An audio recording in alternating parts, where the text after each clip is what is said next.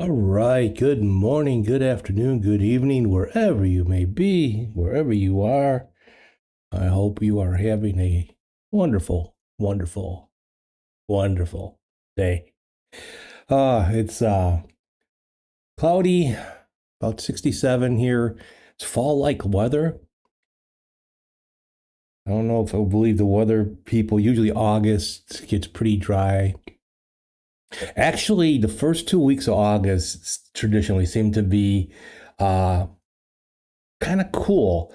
At least I go back when my son and I used to go to the outdoor pool, the community pool, and they would Welcome Pontiac Flamer to the street. shields up.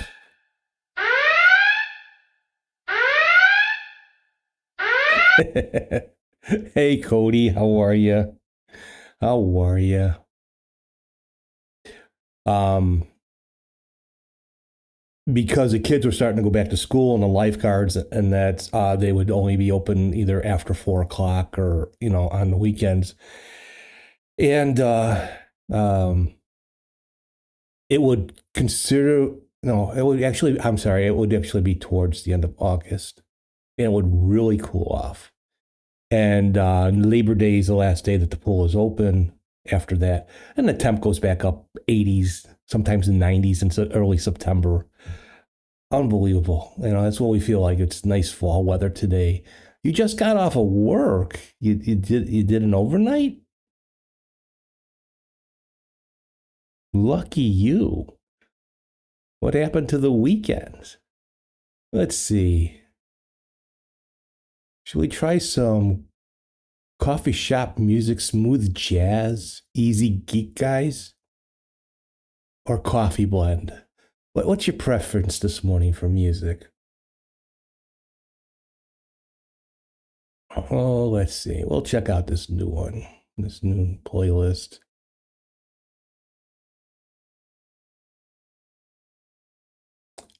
Might be a little too jazzy for me, but we'll check it out for a little bit.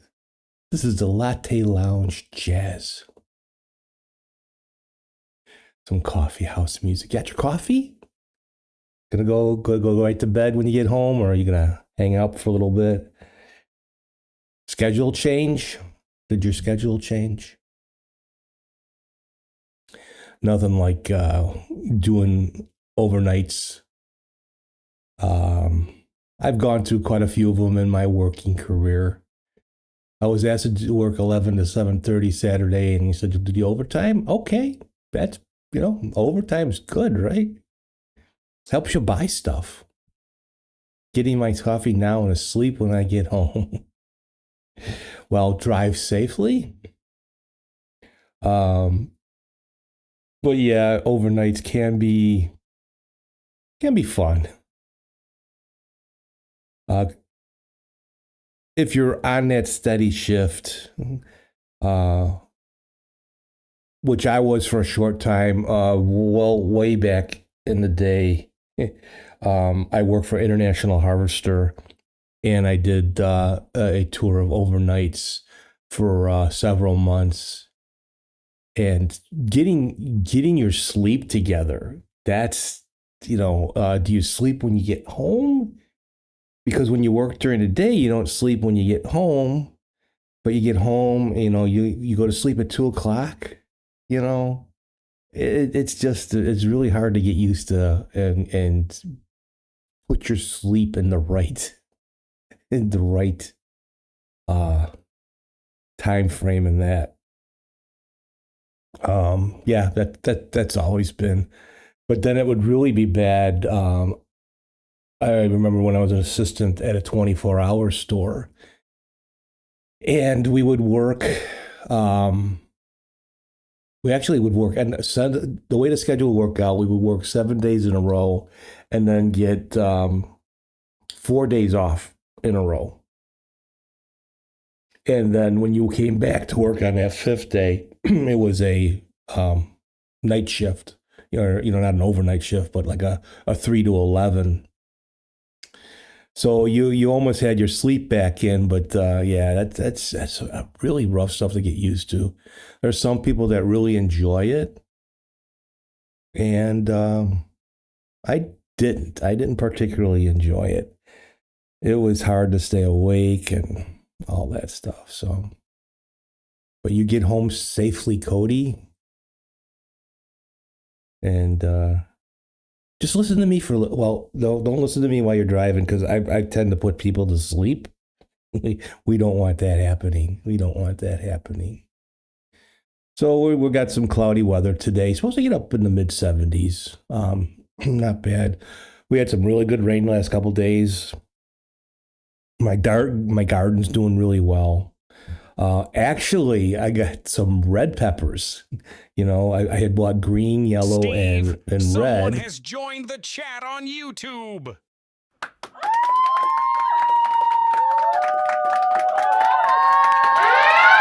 Shields up!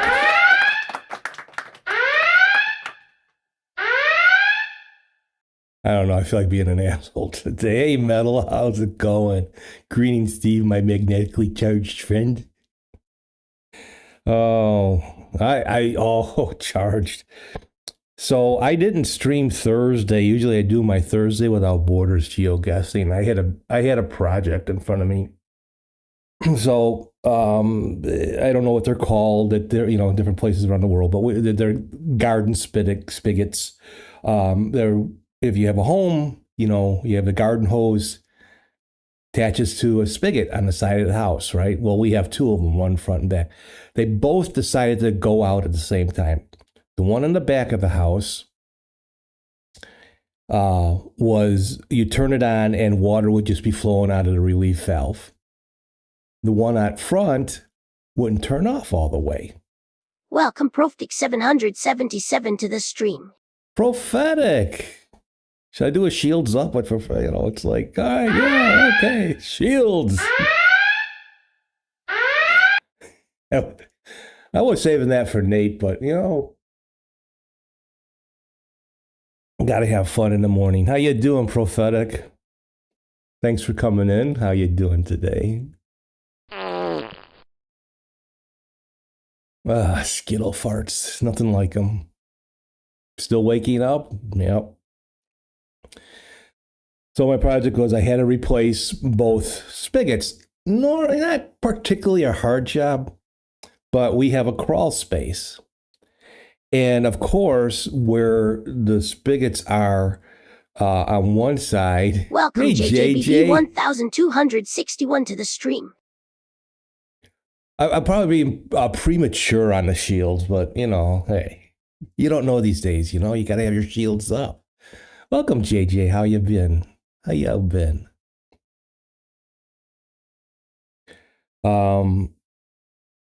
But getting up in there and getting a couple wrenches on there and trying to, break it. And, you're looking at it and you got to remember lefty loosey, righty tighty. Okay, but if which way am I looking at it? If I'm looking at it this way, righty's this way, but no, that would be lefty the other way. So, but they're like conduit, when they set up the house, it was kind of hard to get to. Water turned off. Turns out the water doesn't turn off completely, leading to to the rest of the house. So, you never know. There's always friendly fire. Yes. It's a good thing I brought a couple things downstairs to hopefully catch water, but I didn't set it up right on one of them. I took both of the spigots off. Then like a dummy, because I had them measured. I'm sure they were right, but I was going to take one with me to the hardware store, and I didn't. So I bought it, come home and go, fuck. I have to go back, to do an exchange, get the right ones, come back. Go down in water. I can still hear water. I'm like, son of a bitch. I have a small lake now in my crawl space where I had just done really, new encapsulation. So I bring down a mop, and we got one of these spinning mops, or whatever that you put in a thing and you spin it and it spins out the water, and you can collapse the handle. I'm on DevOS right now. Got off of Mint. Mint's not bad, but it is not a production. It's not a production setup, I'll tell you. But we'll talk about that in a moment. So I have water around as well. Well, I have the one light we have in the crawl space is away from everything. So I have a shop light. It's a real old one. It's probably actually my buddy had given it to me. One of the older types, not grounded. I'm setting up. I'm getting it so I could see better. And here I am, wet from cleaning up the water and that. And I take the clamp of the shop light and I go to put it on one of the. Actually, it was a water pipe, and I shocked the shit out of myself. In fact, the side here, one of the places I touched was my side here. There's no hair there now, and it's the red's going away. So, and I did that twice. Free swimming pool in the crawl space. That would be great. But yeah, so that was my project. It took a while to get in there, and I had a conduit in my one way, and I couldn't get my head up in the rafters right, and water all over the place. I'm gonna go down there later and make sure. I'm hoping it's not, I know there's no big leak in that, but I thought it might have been moisture just still left over from, when it was leaking. Because I don't think I wrapped the pipe end. I did the thicker at the base than at the front, and it really doesn't go in that far. That was fun. So I was in no mood. I was aching. I wasn't heavily shocked, but it was enough. Yeah. So that was why I didn't stream on Thursday. And then, Friday, it was just like out of it most of the day. It's getting to where I can't do the stuff I used to. It sucks getting old.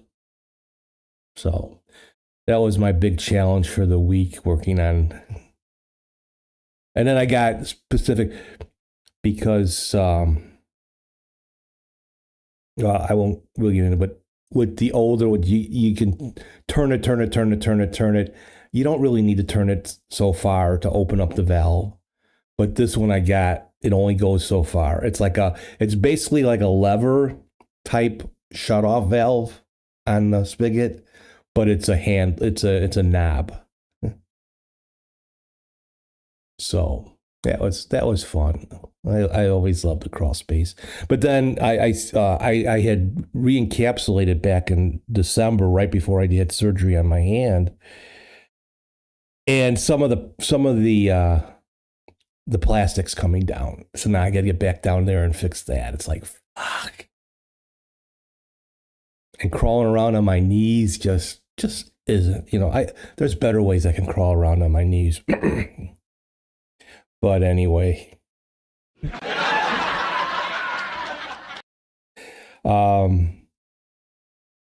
Yes, today we are, it's not on Windows, we are on EndeavorOS. I am going to start rebuilding my Windows setup like I did in my OBS setup on Linux and organize everything. I think I'm going to try and duplicate the scenes that I have, but take out everything like audio, screen captures, things that don't match up on the Windows side, because those would be easy to add in. I wouldn't have to redo the scenes and stuff like that. And I can also capture over on my streamer bot. So I'm going to start rebuilding my Windows side. You went to Endeavor OS as well. Arch gave me constant. Well, Endeavor is Arch, or you meant the Scratch Arch you built? I've been very pleased. I've been on Endeavor actually for 2 years. My whole thought process of going to an Ubuntu based system again was to have quicker updates on OBS, because basically I use an AUR version of OBS. It's OBS Studio Titan 652 build. He packages it up. He is one of the Linux helpers in the OBS forum, and he's been doing it for a number of years. And already I get I'm on 32.2. 32.2 or -2, whereas even the PPA was on 32.1, so he's updating them really quick. But when OBS updates, and it kind of recompiles, so it could take up to 20 minutes for OBS to update. Oh yeah, the Scratch one. Yeah, I did that semi once. I did it by script. That was way back when Big Daddy Linux, that we had a challenge. And Endeavor makes it relatively easy. It is basically vanilla Arch, and you just put stuff in that you want, that you kind of need. A lot of it, a lot of different learnings from Ubuntu and that, from an Ubuntu-based system. Don't recommend it for new users unless you are really a power user on the Windows side. I don't recommend any type of like cache or all that shit. Not that it's shit, but too many people have too many problems coming over and going with that other stuff. And then the plugins now, Titan also packages up a good portion of the plugins I use that other developers have made, but there are other groups in it. I actually went through my list yesterday. So if you are on Arch and you like, oh, what if I installed from the AUR? I think the command is yay space dash capital Q and then M, and it gives you a list of everything that's on your system that was installed from the AUR, and you can look at it. So I went through my whole list. Let's see.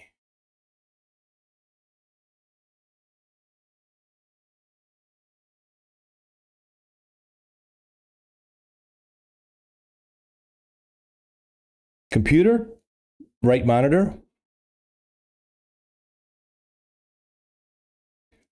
So here is the right monitor, boss. Yeah, it's yay-qm, and it will give you a list of everything you installed on the AUR. Outside of like the app image launcher, like if you use app images, the app image launcher makes it really easy. And then for my brother printer, and then, but outside of a couple of these down here, like GNOME and all that, these all have to do with one version or another of OBS. Like most of the ones, these are OBS plugins. I put the name of the packager, so I can kind of keep an eye on and see if anything has changed, or if it's a different package name on there. That's how I'm keeping up with it. But these are the only things, if they're pretty much specific to OBS, that's what I installed. The Flatpak just doesn't do the job for me. Although the one developer, Finite Singularity, who does the retro plugin, the composite blur plugin, the noise plugin, the stroke show shadows plugin, he and most of his plugins, it's not just, there are a number of things that are in those plugins. He's going to put more of them into a flat pack. So it's cool that the developers of these plugins are making them for Linux, but they're not always for others. And I did, out of that list, actually, one of them shows up as being from the AUR, but it's actually one that I compiled. I tried it myself and I did it. So if things get really bad or, something like that, I'll just learn how to compile. I don't want to do that. But that's why I wanted to go to an Ubuntu-based system again. But the performance, just compared to Linux Mint to my Endeavor, if you look at like CPU usage, and that's at 7%. Now I don't judge everything there. I mean, I got a pretty decent CPU. This is what OBS is using. But on Mint, it'll be up to 9, 10, 11%. And whoops. Twitch is twitching. I'm entitled or titled. Something else is happening here.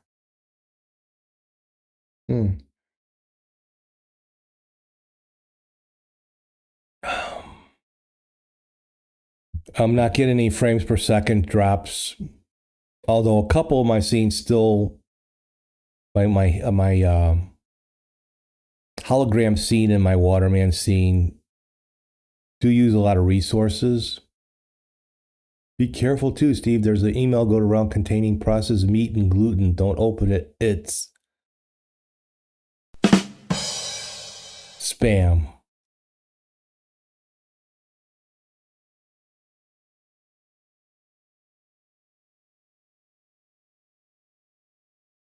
Did I ever tell you that I met my wife? She worked at the zoo. And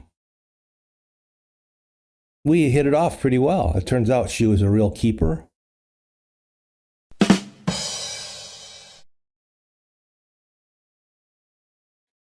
Stole that one from Finite Singularity. Finite, if you're watching, yes, I stole it from you.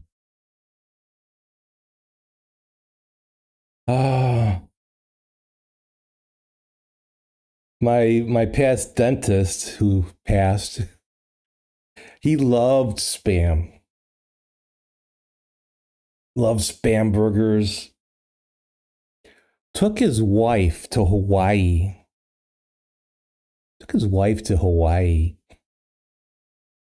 For the spam restaurant that they have in Hawaii, because a lot of Hawaiians, a lot of Filipinos, they love that. They love spam.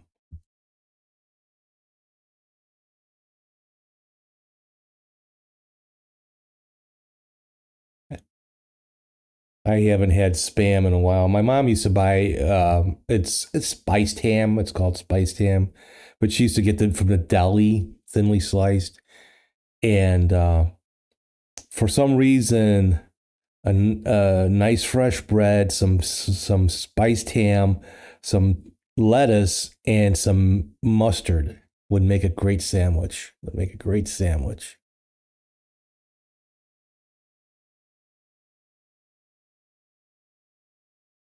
But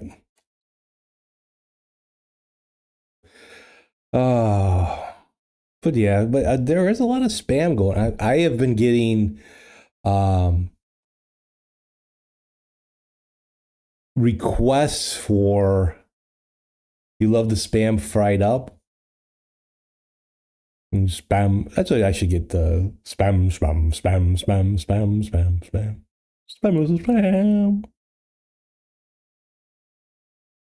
I'm gonna get the egg spam, and spam. But the egg spam, and spam doesn't have as much spam, but I don't like the eggs.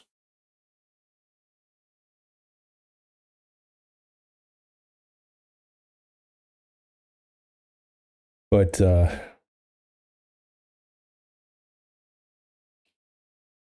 Cheer Bobby Kennedy here, our health guy.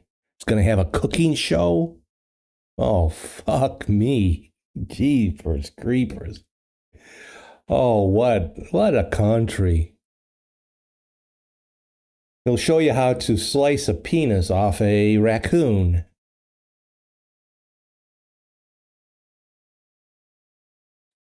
What a country.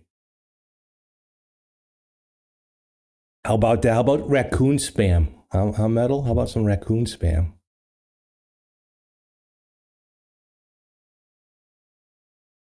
But let's see.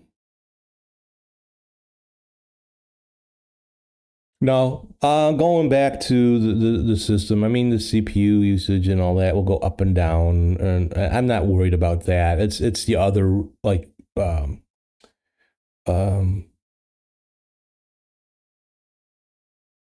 if I was not doing as much as I did, my setup on Linux Mint would probably be beautiful, would be perfect. But I use a lot of stuff. And then I also learned, I use bottles, which it's an easier way to use wine in Linux, which uses Windows applications. Bottles it's an easy setup in that. I've been using it on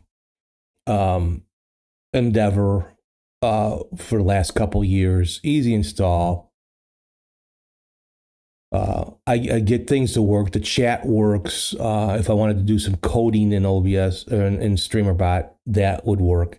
On Mint, it doesn't. There's an issue. It doesn't want to install the WebView 2 things properly. And if you try to move from the main window, the bottles, the chat or something like that, it freezes. So that might be a cinnamon thing. But that's, what you get. It's a nice stable system. I actually hate the look of Linux Mint out of the box. It's not okay enough. But cinnamon is pretty customizable, and there's a lot of themes out there. And now I made it to where it doesn't look like Linux Mint. Got to change the icons. I hate the icons. I'm a very visual person. I know some out there, I don't care as long as my terminal works and I have fish or zish or whatever they are. I'm good. I never change my look. Fine, that's you. But performance, it's just not there. I mean, even though it's still on X11, and I'm able to use VSTs for the time being, that's fine. Mint does have a lot much older base packages, which everybody knows it's stable, it's stable. Well, it is. And I ask for a lot out of my OBS setup, but that's my OBS setup. Like I said, if I didn't particularly use StreamerBot the way I do, and so many other things, and all the plugins and the setups that I have, it'd be perfect, but it's not me, not what I want to do. It's fun building stuff and making things work. But I'm always constantly learning about OBS and do the things. And I know over in the forum, like you can group sources together in a scene. And they always say it's like there's some kind of fuckery that goes around when you do groups. I know size in that the group will be as large as the largest thing that you put in that group. So it can expand the scene. You just got to learn how to build it right. But one of the suggestions that they had was, especially on Mint, less of a problem on Wayland, display capture or window capture.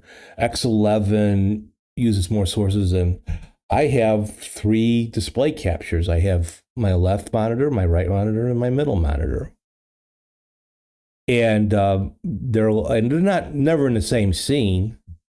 You know, here's my left monitor. Here's my middle monitor. And here's my right monitor.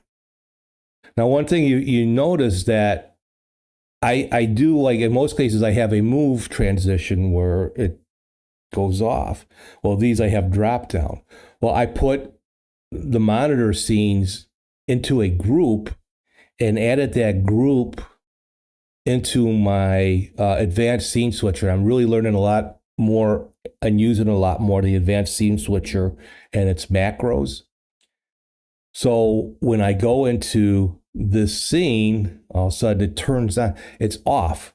All those things are off. So it reduces the amount of, even though you might have things turned off, there's certain things that still are in OBS. They see it, so it uses either more CPU or more RAM or more GPU usage. By turning it off, putting it in a group and have that group turn off, it turns everything off. And when it turns on, it drops down. So I have each of those scenes in that kind of setup where they're in a group. All my stuff that's in that scene is in a group, and that group turns off. And whereas before I had higher CPU usage, I have much lower now. So little things that you can do to help. You know, they suggest not to use them, but on X11, they say the display capture is the last thing you want to use, but it's much better on Wayland, the way Wayland does with Pipewire and capture. And it's very different than on Windows. Everything seems to work okay on Windows, even though they don't suggest. There's a lot of people that will put the game capture, display capture, and window capture all in the same scene. And it does have some fuckery to it.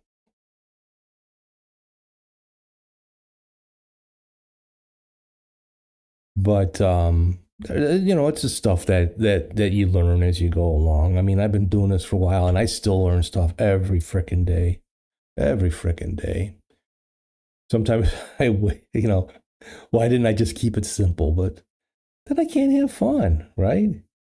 I can't have fun, right? You know. Boo!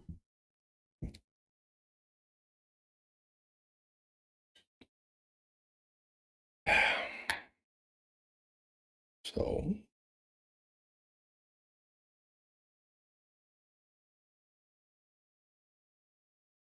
But I've come to terms with like the OBS updates on Arch. It's just going to take a while when I see it go in.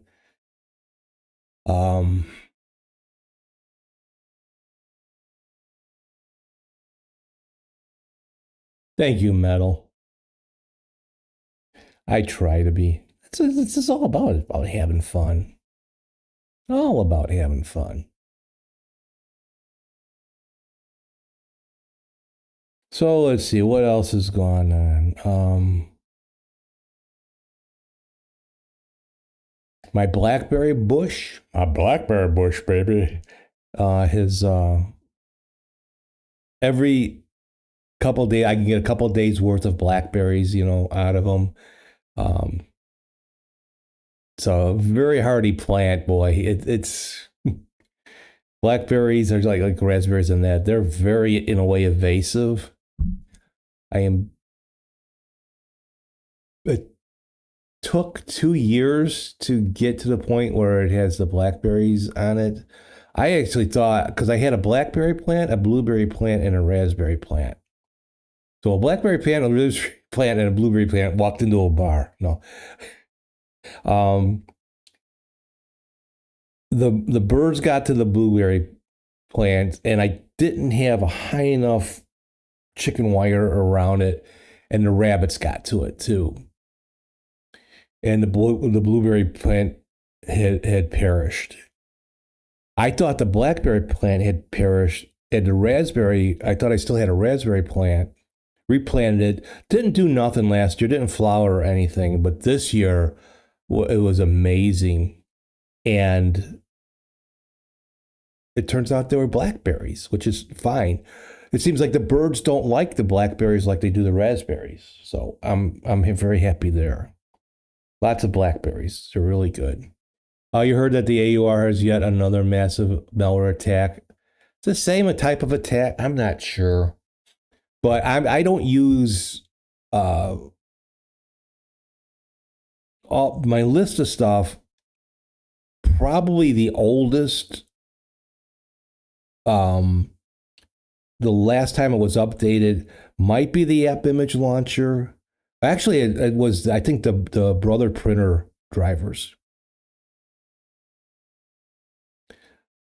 So that's fine. So if like the date, I should have also copied the dates that they were last updated so I can double check on that. And I might do that later on today. So that way I could see. So if they were in the time frame of the attack, but again, they're majority of the same guys that packaged them, or gals. I think one of them was from Mom. Like Titan, who does about a dozen of the OBS plugins. And Danaka was one of them for the others. He's got about 5 or 6 that he packaged up for the AOR. I'm pretty sure, those aren't, basically they're being attacked. They're going after,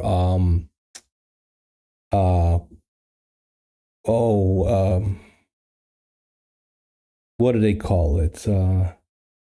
Abandoned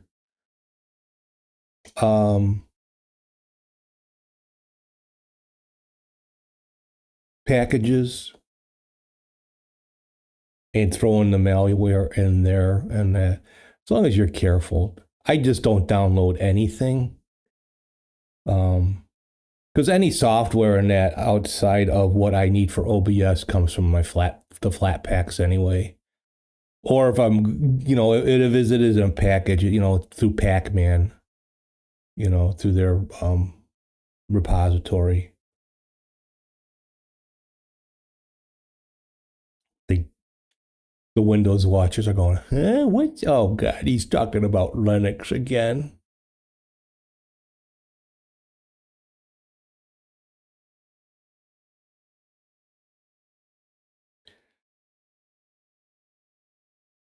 In the Linux Saloon last night, they were mentioning about some excitement or the excitement in Linux and that. And I said, I have to take a little blue chew pill to get excited about Linux. You heard something about maintainers being impersonated and taken over? Yeah. But I think those are more of the abandoned.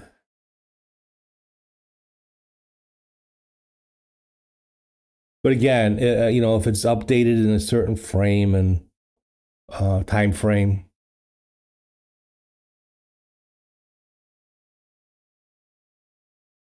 Because there's one thing that I don't think that they can really screw around with is the date of the update.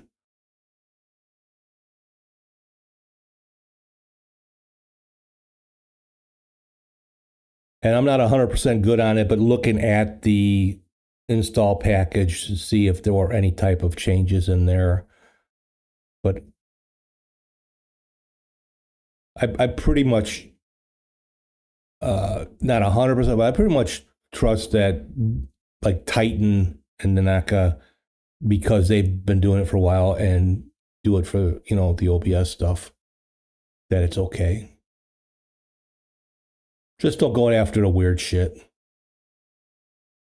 Well, I can't use a flat pack. I don't want to use a flat pack. I have to use the packages, man. I have to, do what I want to do. If you're one of those, then, you deserve to be hacked. Just me.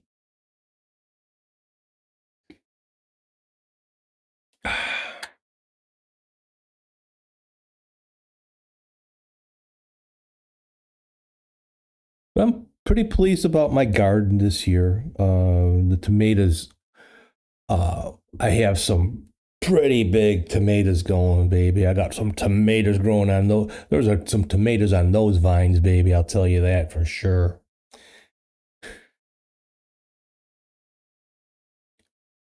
Flat pack is way better than a snap.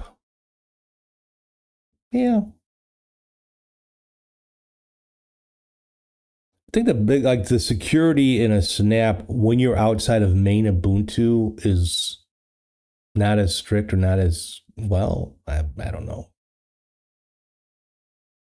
But use what you use. You know, there's these people out there. I am just going to use the repository packages. I am not going to use snaps, flat packs, or app images.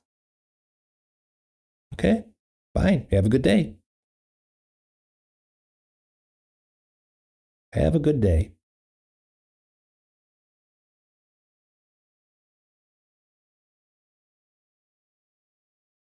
But the weather has, as far as like the tomatoes and that go, the weather has not been cool enough. Although it's finally getting cool, I'm getting some ripe tomatoes, and they're pretty tasty. I've gotten some good jalapenos off there. Ooh, I made a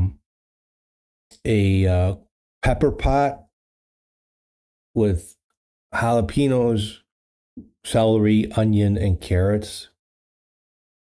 And it's a quick pickle. It's not a full pickle like if you were canning. You have to eat them within a couple weeks, which I do.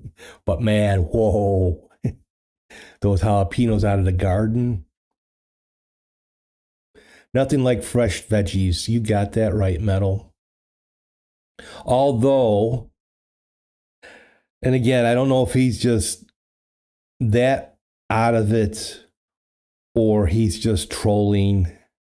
But Elon did an interview the other week, doesn't understand why people grow their own vegetables, doesn't understand why you just don't go to a grocery store to buy your tomatoes because the tomatoes are much better at a grocery store. With all his trillions, he's never had a fucking garden. You fucking idiot.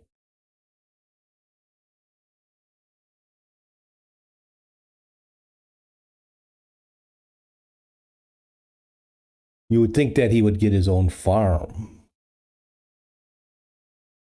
There's nothing as good as a vine ripened. It doesn't, and they don't have to be ripened on the vine, but garden vegetables. If you do it right. My jalapenos, oh, you know, they can get pretty long, but even, oh my God, they have awesome. Because the super rich have no experience in the real world and they're complete dumbasses, to be honest. I wouldn't say all of them, but majority of them, you know. When they start talking about groceries, you know that they have not gotten a pickup truck and gone to buy groceries in like forever.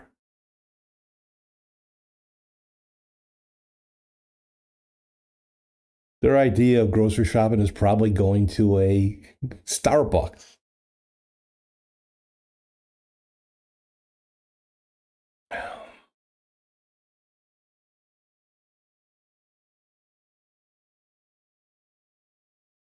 But yeah, tomatoes. So it was really good this year because we started off after I planted them. What I usually do, I know, you try to trim, especially with tomatoes, try to trim off the lower growing vines, branches that are growing, to give the plant chance to just, instead of, it'll concentrate on growing the plant instead of tomatoes at first. And but I like to get it planted, get it established, and then go in and start trimming it. But it's like a week after I planted them, we had some major thunderstorms, and they liked the lightning and the rain and all that. They literally, when I planted it, they were about this tall. Within a week, they were like 2 feet, 3 feet tall. Holy shit. You were at the supermarket once, and in the next aisle, heard two 14-year-old girls say to one another they wished people would stop murdering animals and get it from the shops like everyone else. Yeah, people don't realize, if I had to, to survive, I would.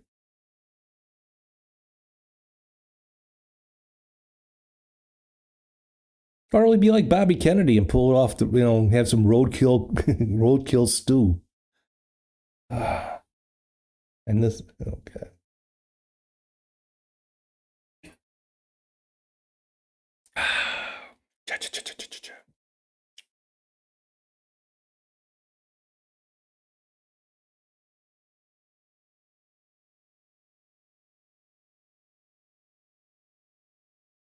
It must be nice having people cook for you every day and that, but I don't cook gourmet meals by any means. But I like to cook and always try something a little bit different. And sometimes it comes out good and sometimes it comes out okay, I've never had to throw any of it out.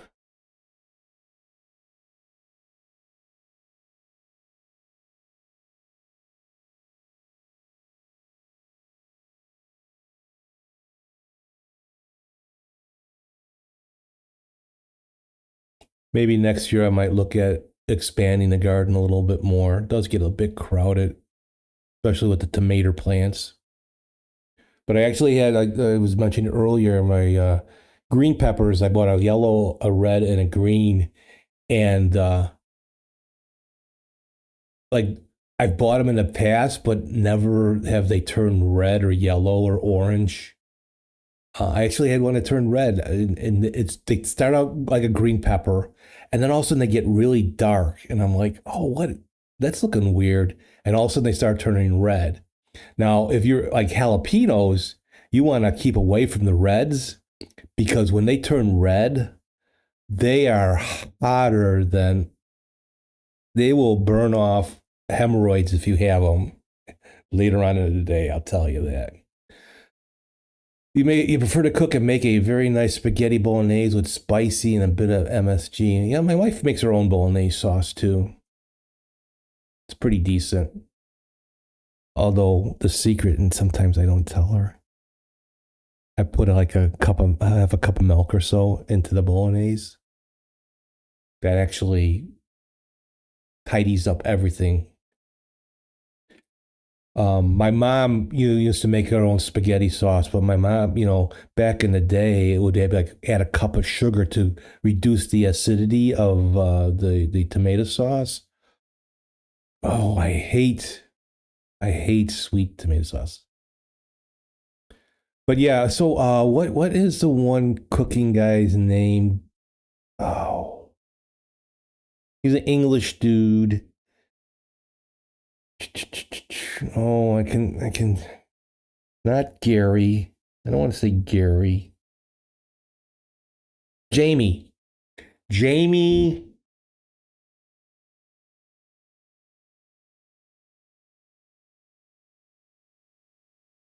Oh, I gotta look up his name. Jamie Oliver, thank you. Thank you. He did that. He was making a bolognese sauce one show, and all of a sudden, yep. He goes, "You guys are gonna not think this is weird, but cup of milk." I think it just helps kind of bind things together, like putting milk in coffee. There's people, now my coffee is just milk, or if I have cream, but milk and coffee. I haven't used sugar in my coffee in years. The only time I put sugar in my coffee is if I'm making iced coffee, because to me, iced coffee has to be a little bit sweeter. But that's because I try to stay away from a bunch of sugar the best I can. But the milk will help bind because coffee can be a bit, is it carcinogenic? Could be a little bit rough on the throat and all that if you drink black coffee. And milk helps bind that together and helps protect you. So I'm thinking it's kind of the same principle. But I like making my own marinara, and a spicy marinara at that. I'll put together. I made a what I call a grilled chicken parmesan, and it's not a sandwich or that. Most restaurants you go to and it's a breaded chicken breast, then with on top of spaghetti with a marinara sauce and Parmesan cheese and mozzarella and that, right? Well, I'll make not quite a casserole out of it,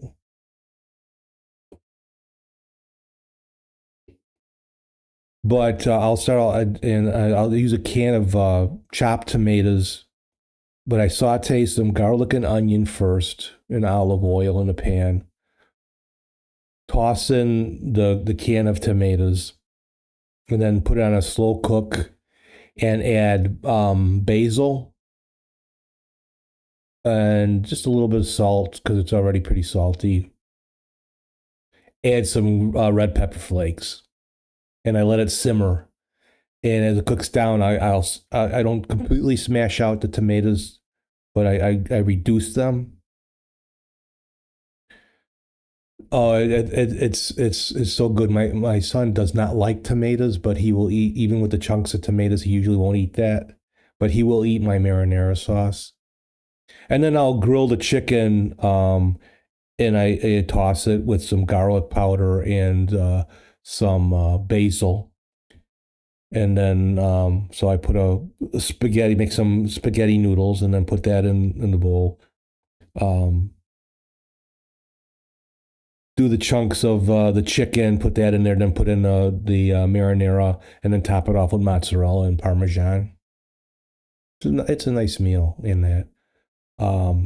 Also, that type of marinara, I love I'm not a big sea. I like shrimp, certain fishes, but scallops and things like that. Well, we also don't often have scallops. We always have some frozen shrimp in the house. And I'll make a shrimp marinara. And shrimp is always really good in a spicy marinara sauce.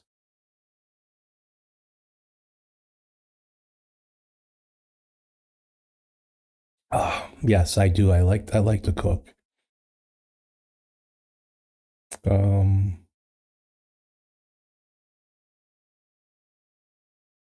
and I'll look at a number of different recipes. Like I'll put together my own mixture of spices. Like I make my own barbecue rub, or my a pork chicken type of barbecue rub. I'll look at 3 or 4 different types of rub recipes and I usually combine them all. Mine will have paprika, garlic powder, onion powder, um, cayenne pepper, some oregano, brown sugar, some cumin. What else do I put in there? Oh, mustard, ground mustard. Sometimes a little bit of celery salt.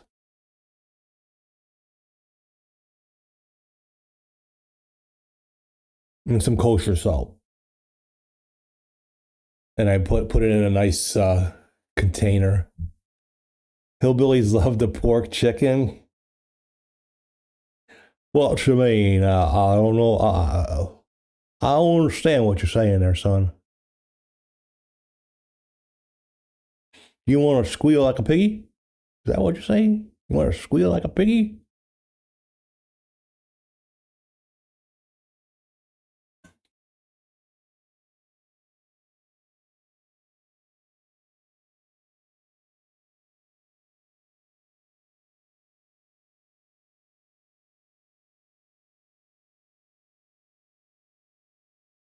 I like to take, my wife likes I usually do potato wedgies.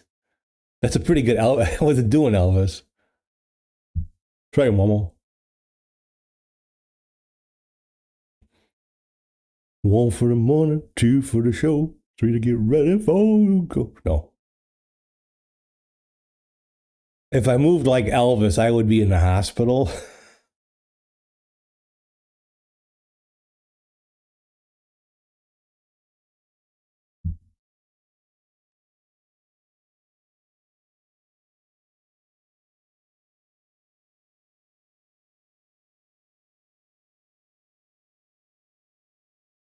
My stepmother-in-law is from Alabama, and she goes, "If you talk like that down south, they're gonna beat you up."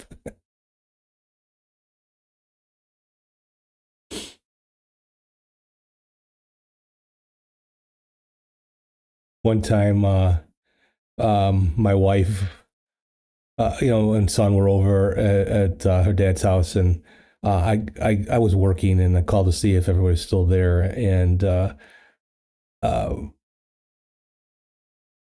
my wife said, "Yeah, come on over. We're still here." And all of a sudden, I hear Betty in the background, "Tell them we're moving." And I said, "No, I got time because I got to put tires on the pickup truck."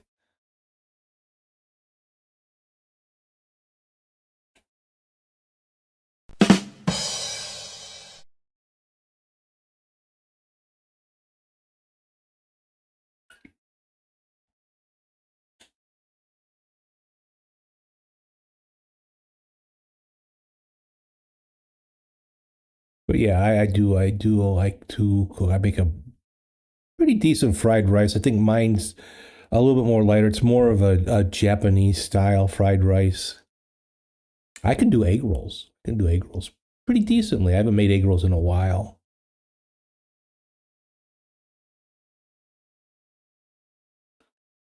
But I do. I like to cook, and I got some basil, so I also got some basil plants going, and as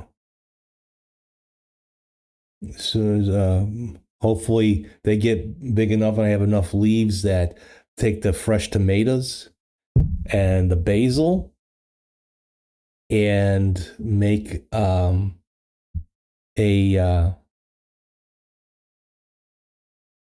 kind of a fresh basil garlic. You take fresh tomatoes, fresh basil, chop it up, mix it together, a little bit of olive oil, some garlic,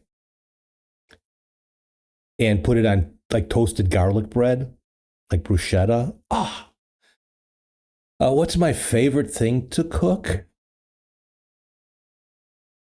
Um,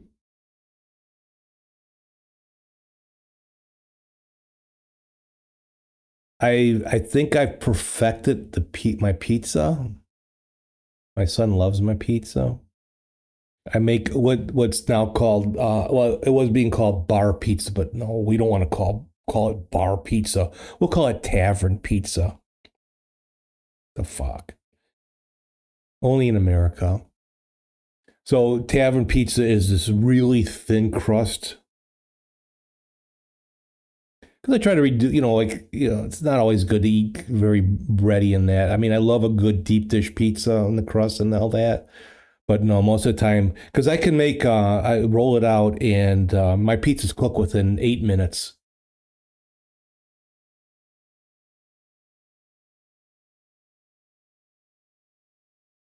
And, the cheese gets that nice light brown and the crust gets a little bit crispy. I've been working on my pizza crust for years. And then I like like a stir fry, a good stir fry. I can do a pretty decent stir fry. I cannot. I only made steak really good once, and that was a ribeye. And that was going by an Alton Brown recipe. But to get it's like for 2 slices of a ribeye, it's like about $50 now from Sam's Club. So it's unbelievable. It's another thing to the price. Oh no, market prices aren't that bad. People are shopping again.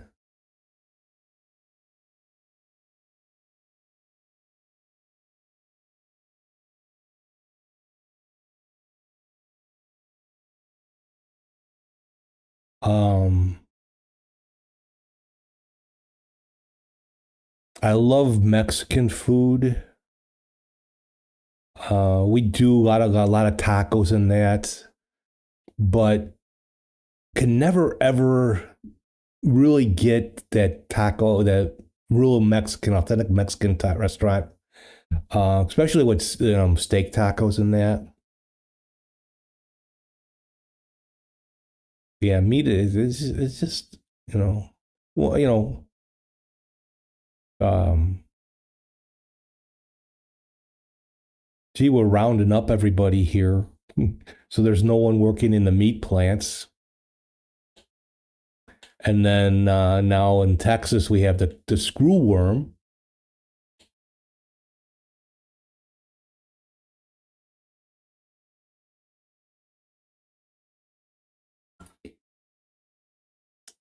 We have a bunch of rabbits, like, that live under our shed in the backyard, and they'll come out, start eating stuff. It's like, that's right, bunnies, fatten up. My son's like, Dad, we're not going to eat any rabbits. I said, we may be one of these days, and we'll have a nice supply. Because I've had rabbit before. My brother's gone out hunting, and he came home with rabbits and pheasants and cooked them both. And rabbit's more like, it's like dark meat chicken, Have some rabbit stew.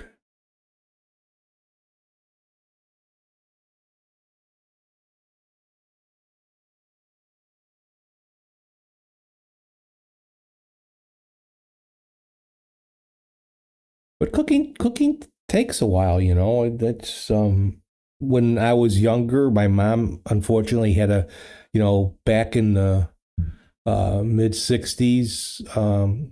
We had four kids. She had to take on a job too. My dad didn't make great money, so she had to work. So we were left on our own to cook it, and that. I used to make a real mean grilled cheese, I'll tell you. And there was nothing like a very buttery, toasty, golden brown grilled cheese with American cheese with sliced pickles on the side. Oh.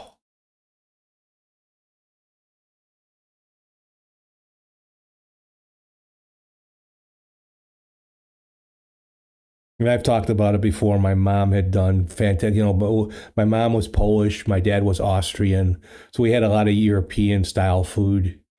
But she tried to make, like, she got the recipe from my one aunt. Um, uh, and she would make a Chinese. Back in the day, like stew meat now is usually just chunked, but back in the day they used to cube it. It was like cubes. So she would get stew meat in the cubes and brown that, and then all the she would make instant rice on the side, of course. But all the ingredients were canned, and like there was a brand here, Chungking, that you get the bean sprouts, the watercress, can of Chinese vegetables, and all those would go into a pot. And then she would buy one of those smaller bottles, like, what was it, like a 6-ounce bottle of soy sauce, and that would go into the whole pot. So it would almost be like Chinese soup. It's saltier. Oh my God. I mean, I don't mind, I like salt, but I still remember it.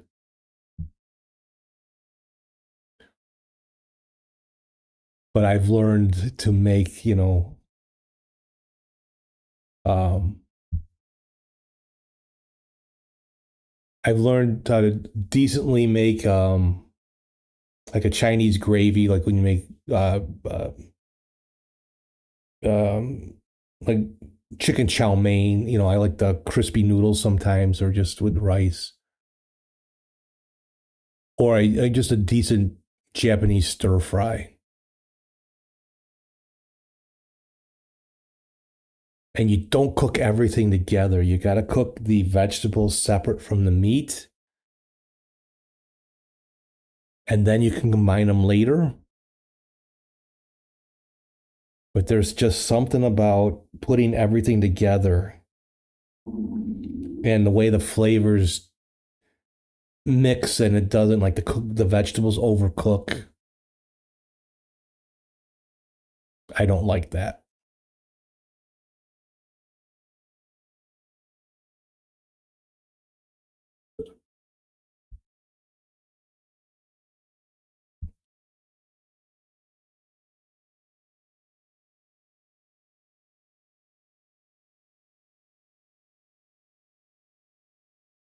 This is really odd. So I added so I use Touch Portal for my stream for my deck. And let's see if I don't mess things up, if you guys can see that. Let's see. Here we go. See the pink button? That tells me how long I've been streaming. I've actually been streaming for 1 hour, 11 minutes. And this says I've been streaming for over 4 hours. I'm like, why is it doing that?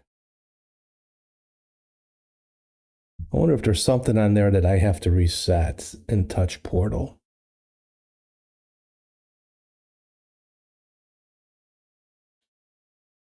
Or am I not closing out the stream right when I do that?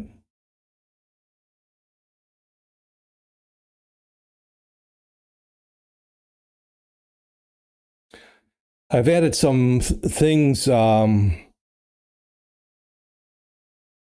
like if I'm on my right desktop here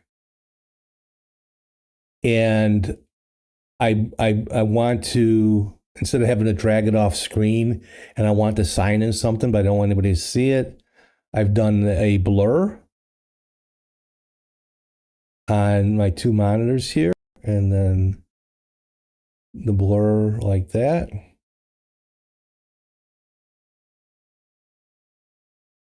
Instead of having to close the scene out, or if I have to do it really quick, I have a toggle that just turns off my camera.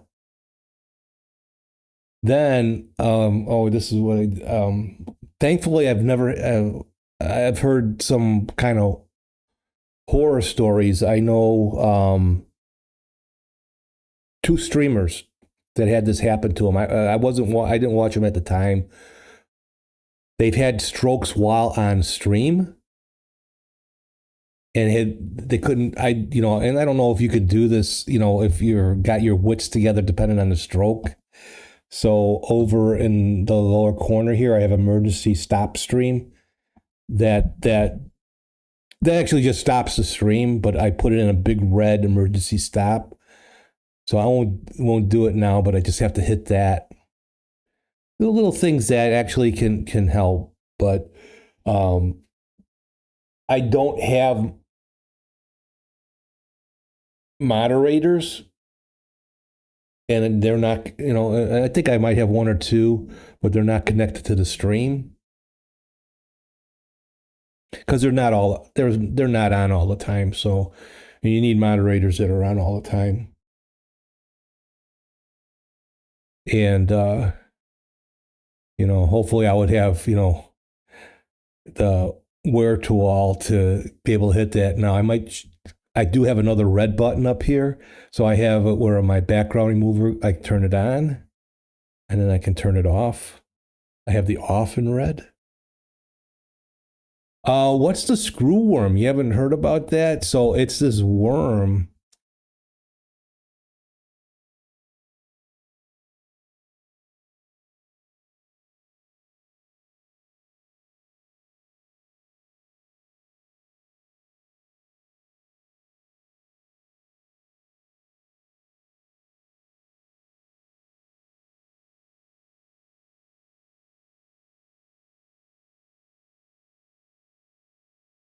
It's a computer right monitor. Computer right monitor.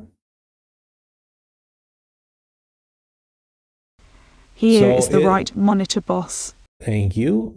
It's a species of parasitic blowfly whose larvae feed on living tissue of warm-blooded animals. It is present in the New World tropics. Well, that's coming. Texas has had it, and these things, I guess they're called screwworms because I guess they kind of fly that lays its eggs in open wounds and body openings such as eyes, ears, nose, or mouth. The eggs hatch into parasitic maggots that burrow into and feed on living tissue or flesh. So this is infecting cattle in Texas, and it's starting to spread.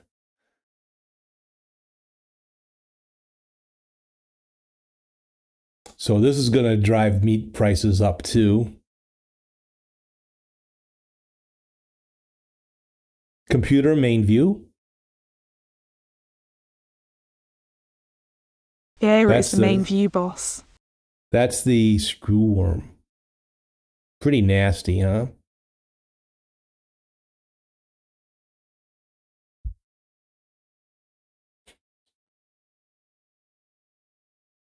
Well, maybe we can just learn to eat boas and pythons that are taking over the Everglades.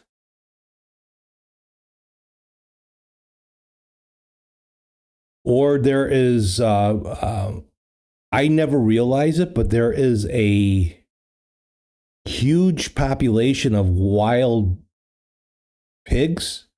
They're a cross between domestic pigs and boars that are pretty dangerous and pretty brutal creatures. They eat, pigs are omnivores, right? So they'll eat meat and they'll eat any vegetables and things like that. They are running wild across the states, and they are extremely intelligent too. They are hard to capture. It was actually on an episode of John Oliver This Week Tonight a few weeks back, and they will attack you. And they will attack you in packs like wolves, and they're pretty brutal.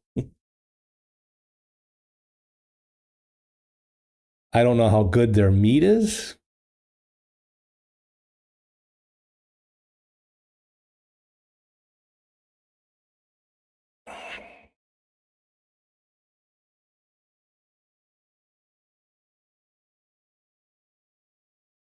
But in fact, in certain areas, I think even down in Texas, you don't even need a hunting license to go after them. You can just if you see these wild pigs, you can just shoot them.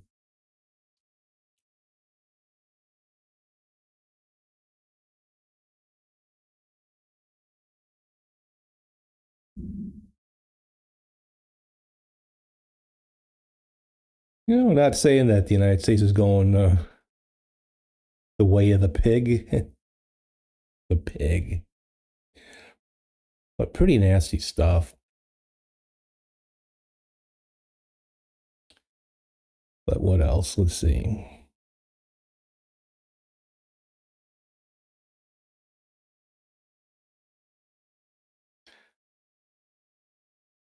What else is happening in the world is just like. Welcome, Node Linux Guru Guy 8063 to the stream.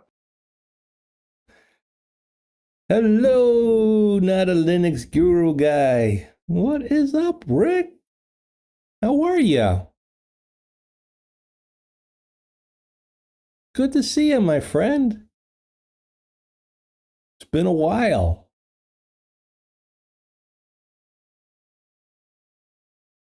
Doing well.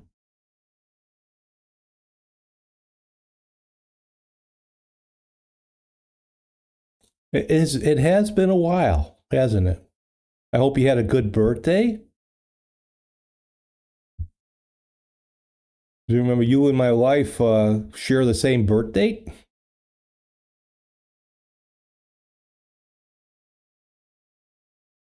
I see that you wrote another book. How did that go?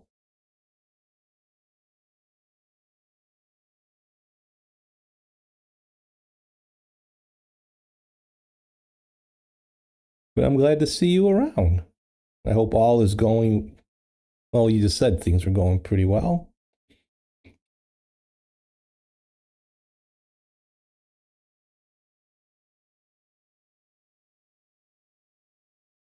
I know it's been a while, so this is kind of the new you. Have, yeah, I can't remember the last time probably the last time you might have seen me was when I was still doing Linuxy stuff. But this is my new streaming setup and uh, all the fun stuff I do. What a boomer.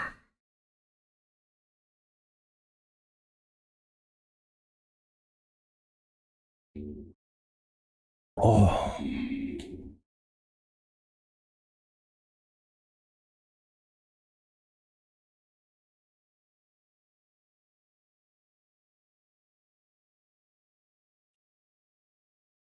But we're just talking about some of the stuff going on, like the screw worm in Texas. And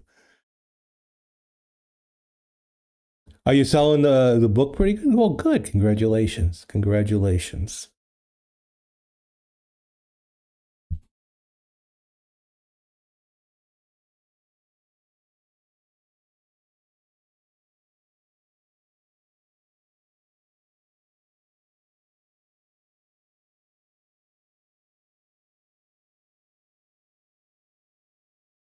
Well, you are welcome. If anybody deserves some good stuff in life, it's you.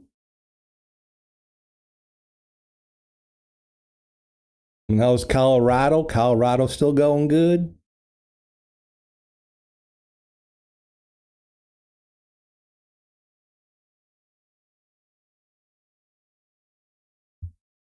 But yeah, a totally different setup. Today is just like we do I still do a coffee Klatch, but it's not the Linux coffee Klatch. We just talk about stuff going on during the week.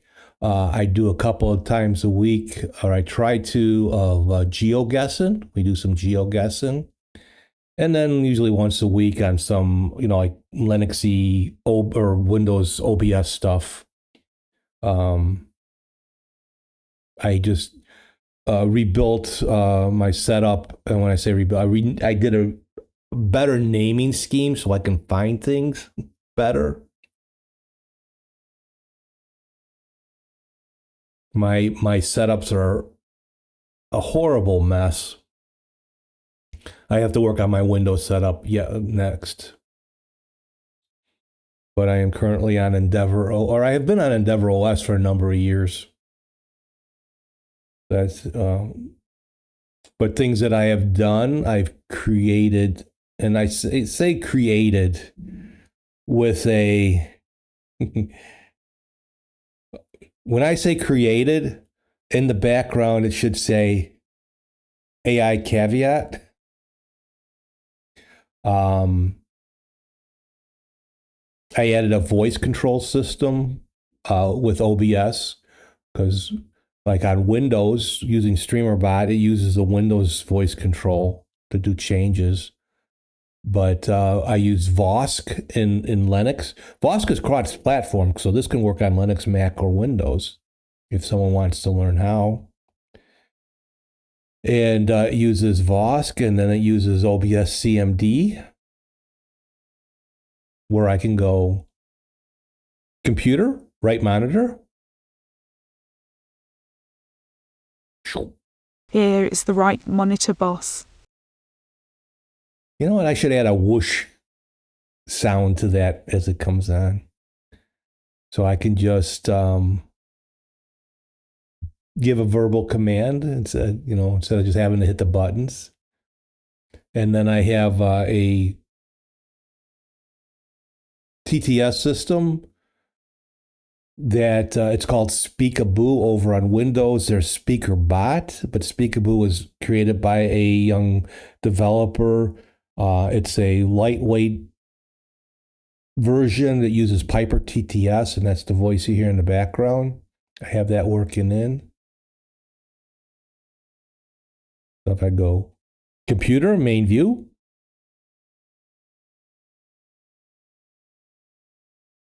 Computer, main view. Here is the main view, boss. So I've created that. Uh-oh, shields, shields, shields.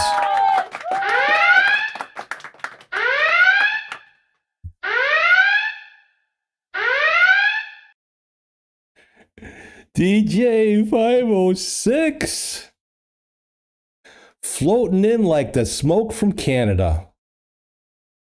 What's up, my friend? How you doing? And then Rick, you'll also so like DJ 506 just popped in on Twitch. So Twitch and YouTube get to see the chat,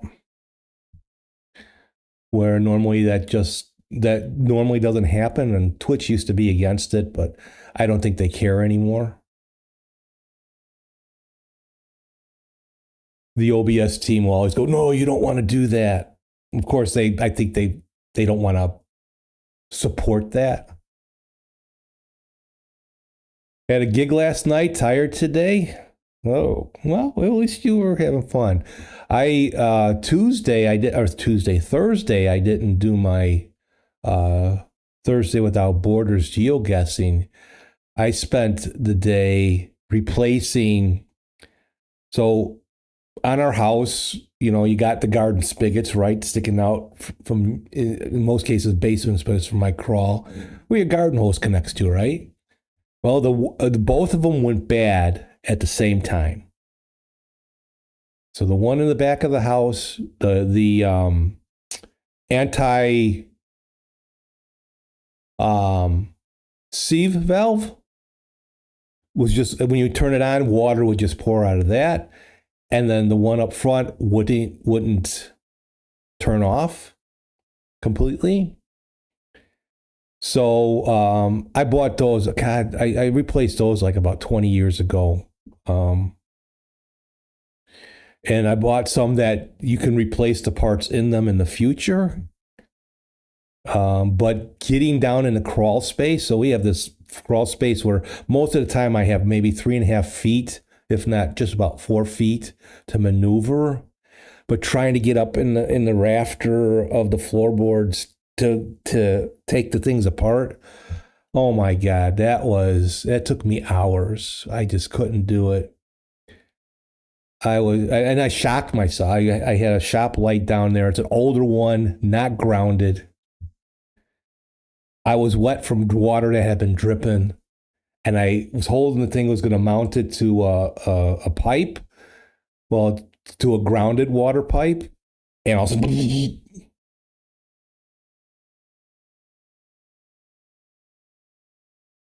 it took me a couple of days to kind of get over that. It's hard for me to do this stuff anymore. I hate thinking that way, but boy. I guess I should look at getting, I have a pretty decent tool set. Probably instead of the clamp, I probably should have used the open end wrench for it.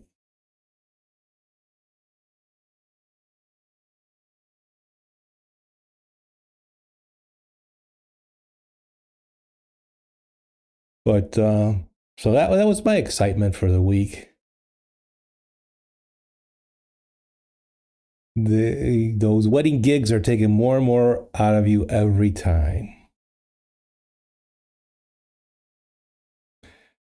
Now, do you have because anybody that knows this, DJ 506 is a DJ over on Twitch. I definitely check him out. He's a open format DJ. If you think I have anything special going on in my stream, you should check out his stream. I think he's got more plugins than I do, for sure. But DJ, so do you have your studio at home? That's not the same equipment that you'll take. Do you have another set of equipment that you take for wedding gigs and all that? How does that work out for you? because you got a pretty nice setup in your stream in your basement there. Do you have a separate like system in that you take with you? And that's got to be pretty expensive, huh? You have other DJ equipment enough to send me and another DJ out at the same time? Oh, cool.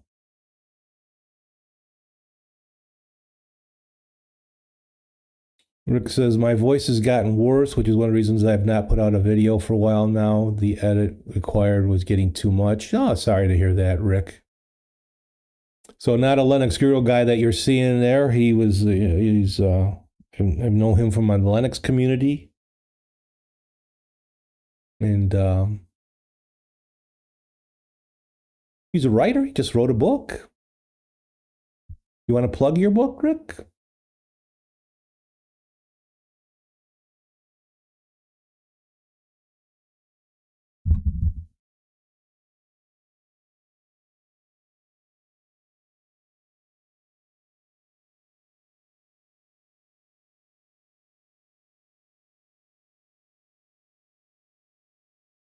Well, look at this. You do a search for Rick Koppel, and whose picture shows up?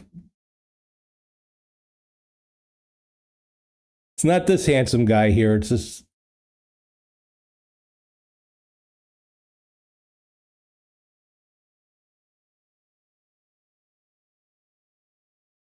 You will make that good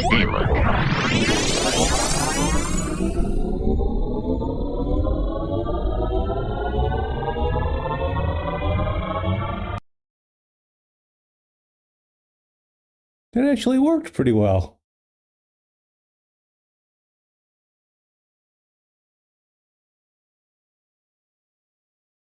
Is this your new one, Rick? Oh, dummy, I got this up. I didn't show this. So here you go. You do a search, Rick Koppel. There he is. How about that? That's you about 44? Is this your current one? What's your current one?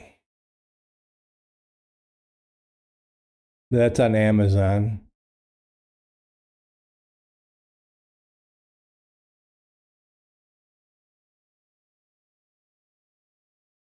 The Dragon Without.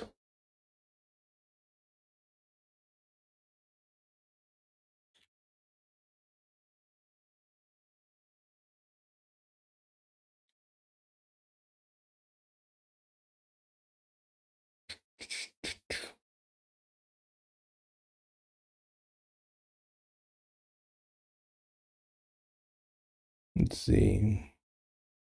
I don't have Facebook set up on.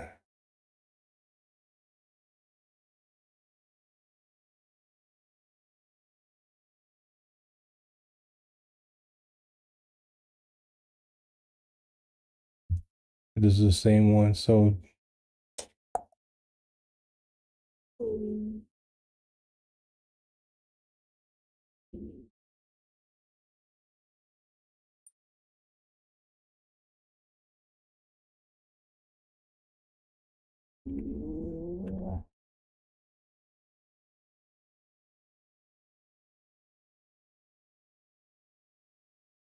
here we go.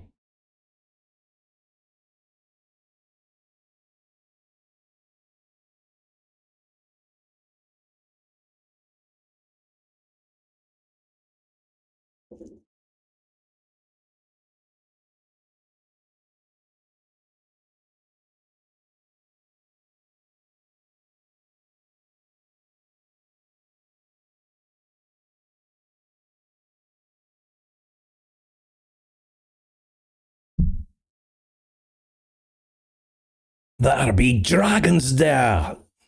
Dragons.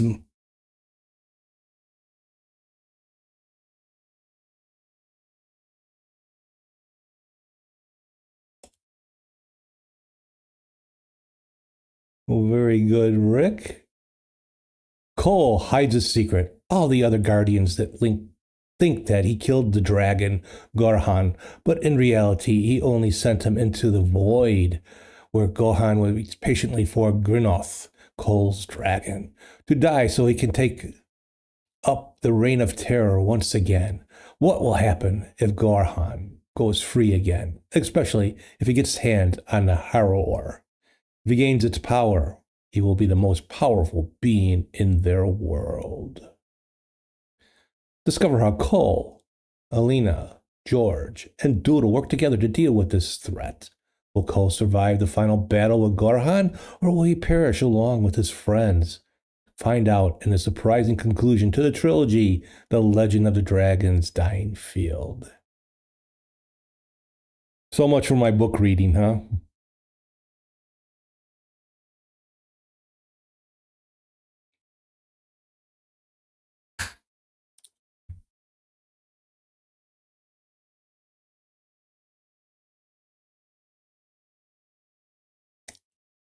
Well, best of luck, sir, with your book.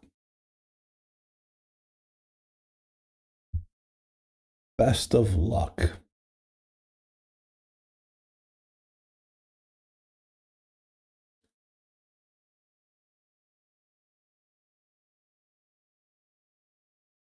Have you, Rick? Have you heard about Peter? Peter's not doing really well.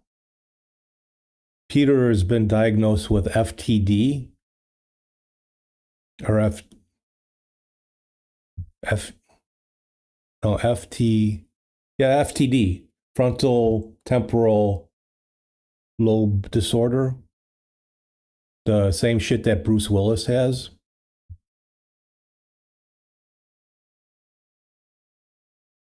Oh, you got an audio version too, huh? Not read by me. Someone told me the other day I should read audiobooks. I'm like, no, are you kidding me?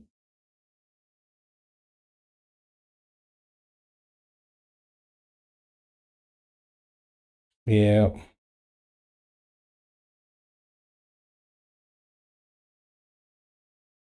That's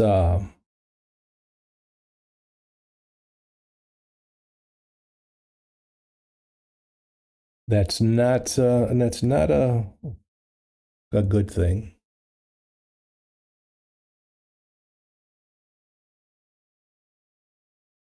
And Tia's mother had it too.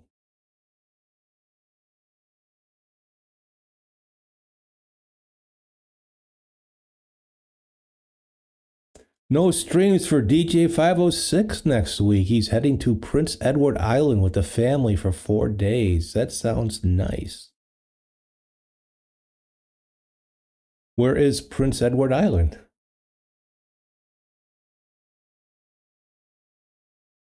Because you are in the eastern part of Canada? So we can't blame you for the fire, can we?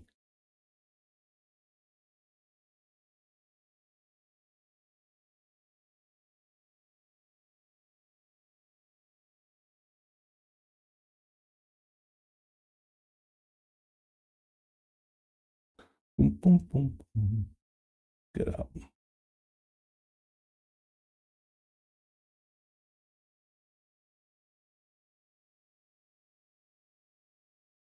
Here, I started using Bonjour for my homepage. Isn't that pretty? Bonjour.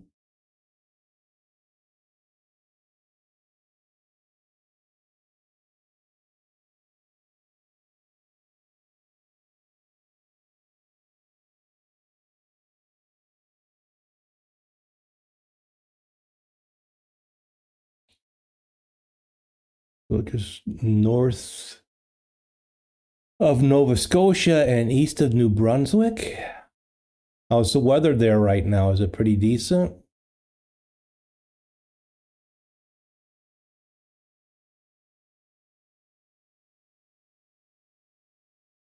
A couple years ago, I was in Vermont.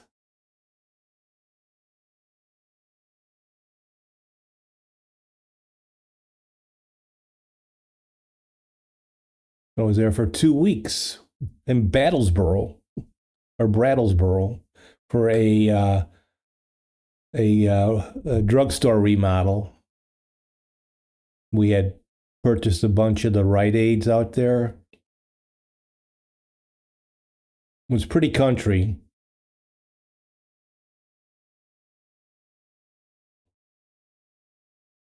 Whoops, I didn't. How did that go all the way back?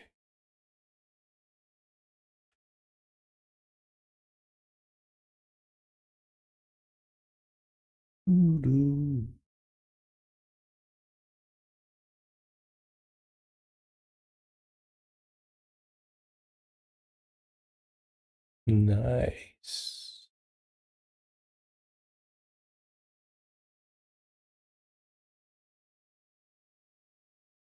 Any good shots here?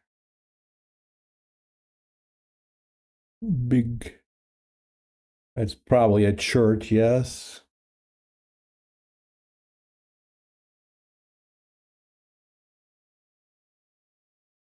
DJ 506 next. Be careful, you keep waving the cursor over your house.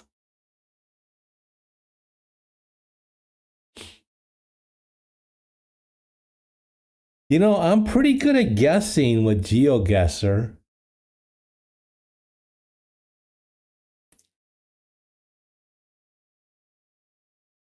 So are you in New Brunswick? Is that, or are you in Nova Scotia?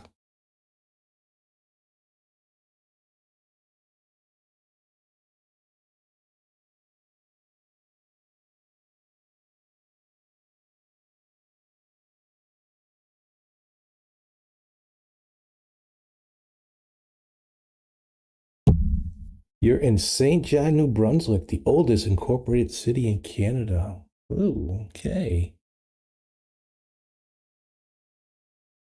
There you go. Off the Bay of Fundy.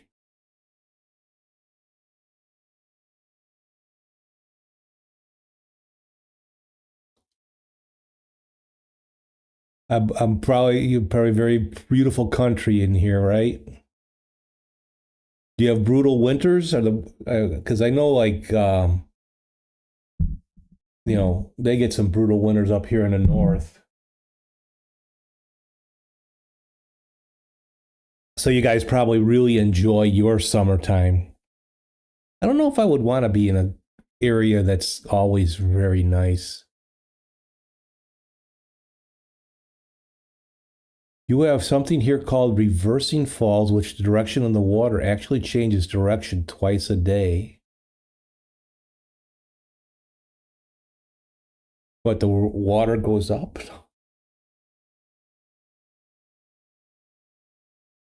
The water goes up.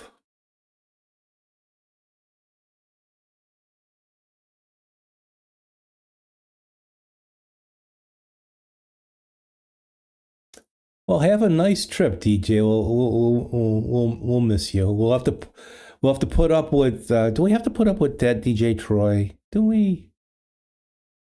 Can you tell Mel to stream more? No.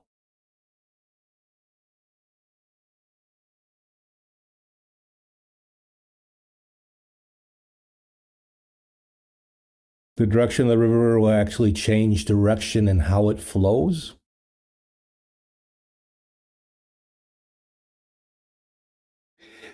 Is that because we're on a flat Earth and is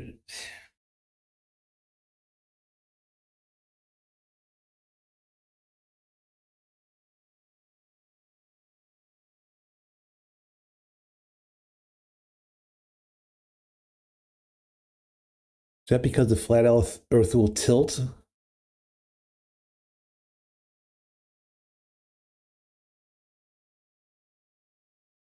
That's a, everybody thinks that Lennox is a rabbit hole. Get into that flat earth shit. Oh my God. I don't know.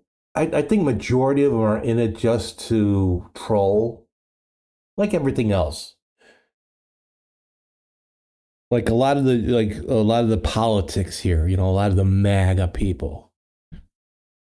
I don't think they truly believe what he's doing is good, but they'd rather fuck with you on stuff just to be contradictory or stuff like that.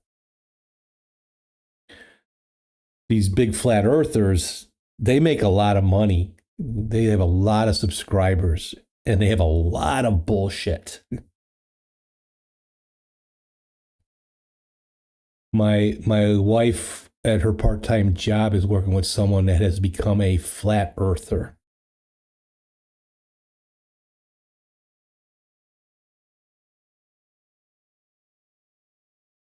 I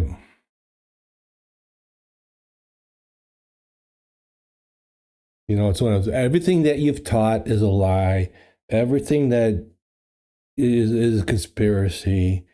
Thousands and thousands and thousands and that people know about it but don't, they deny it. And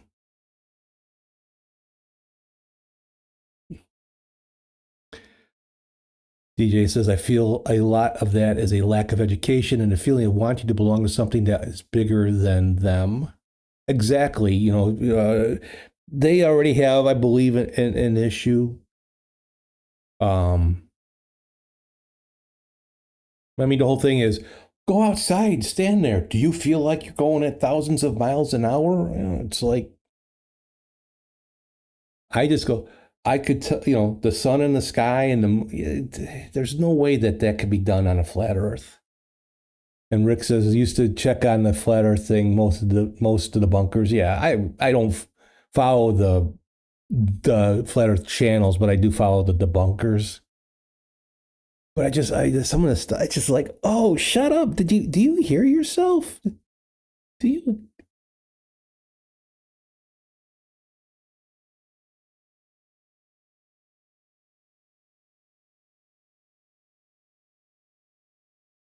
But Carl Sagan said years ago, he is afraid of, in paraphrasing, of the stupidity of people. And unfortunately, these people are getting a louder and louder voice. They're telling you not to trust anybody else but them. They know the truth. Just show me a picture. Well, we can't get up there because of the dome. And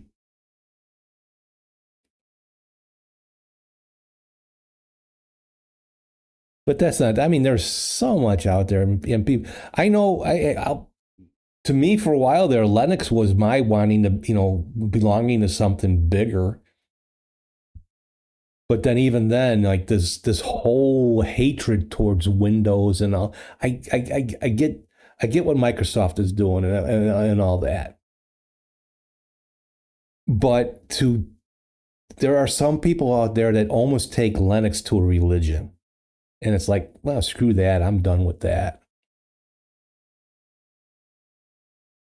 It's always been interesting.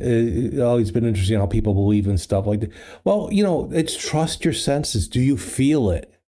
We were born and raised in this environment.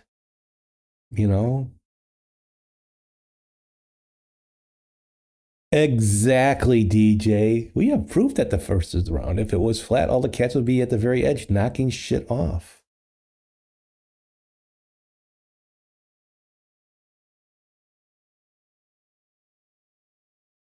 But this lady that my wife works with, like, oh, here, she's not doing her job. She's fucking watching either MAGA videos or flat earth videos.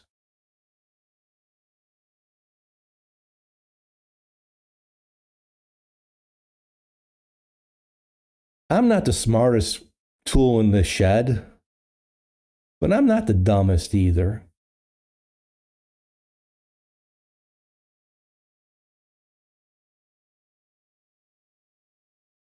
And I like Rick, and hopefully, like, you guys that are religious don't take this the wrong way. I'm not a believer. I don't. It's just me. But these people that I know are probably not believers or close to it or agnostic always cite the fucking Bible about the firmament. Something that was written thousands of years ago before man really learned and gained knowledge.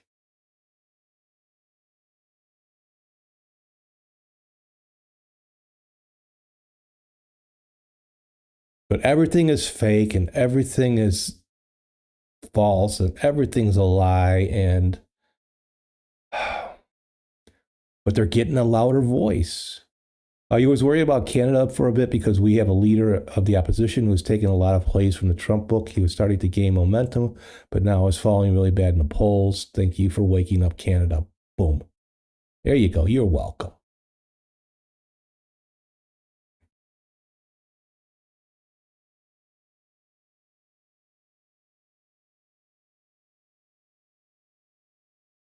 Let's talk about contrails.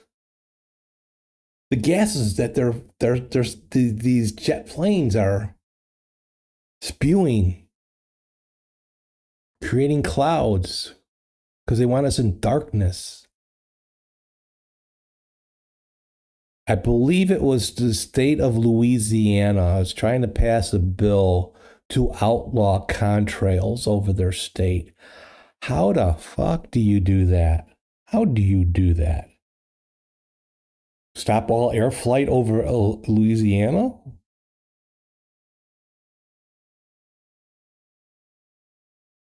Well, no one gonna be going down to New Orleans and get some, crawfish.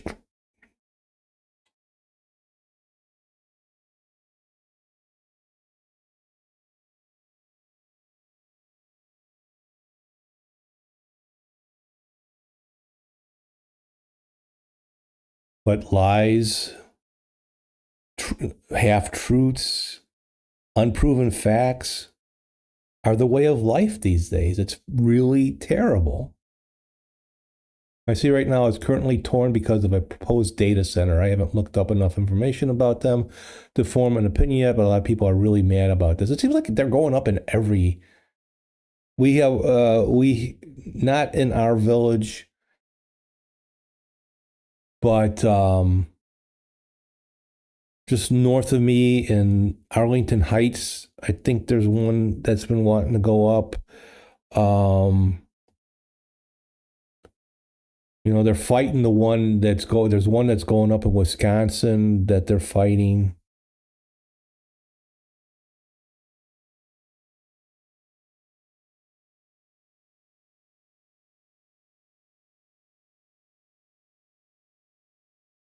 I don't think we really need these. I mean, when people talk about AI, I mean, there's no such thing as AI. It's not artificial intelligence. It's not even close. It's machine learning. It's responses.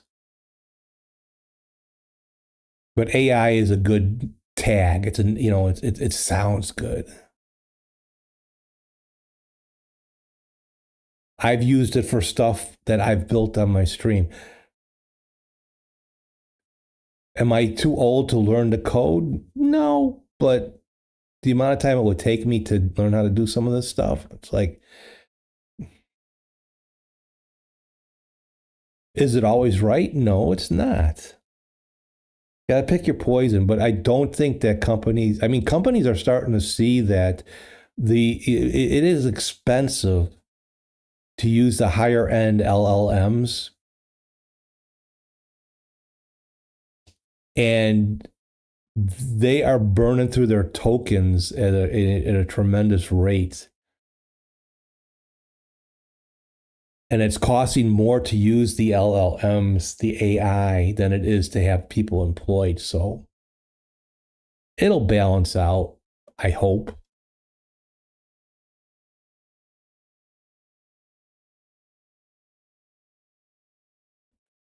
AI suggested you watch this channel, so you guess sometimes it can be wrong. Bite me.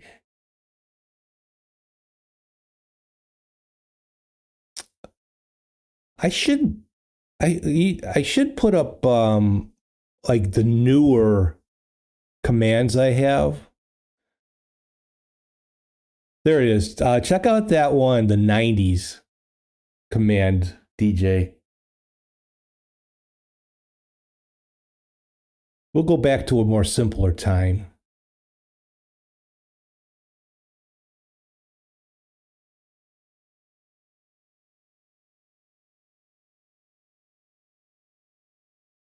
I've added a couple of new things to the stream. I haven't added it to my deck yet.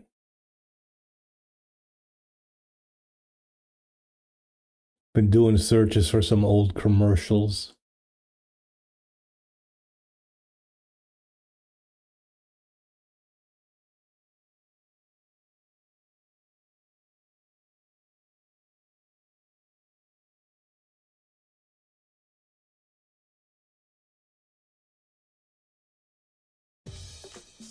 New AOL version 7.0. Oh, my TV didn't come out. What did I mess up? New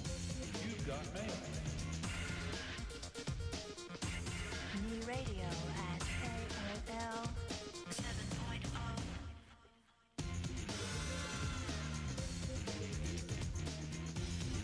New AOL version 7.0.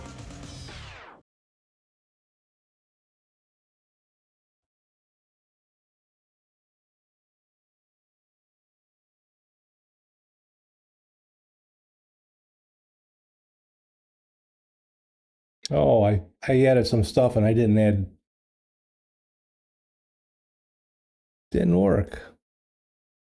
Dummy. Hold on, let me.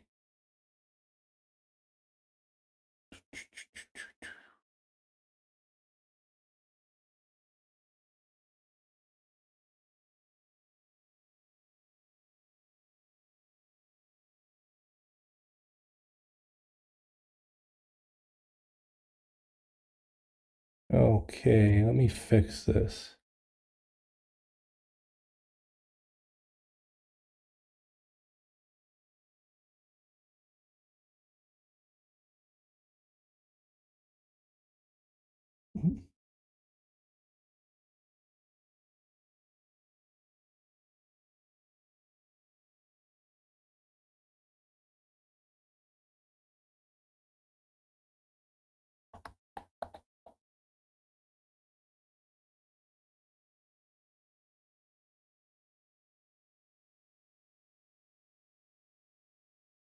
Mm.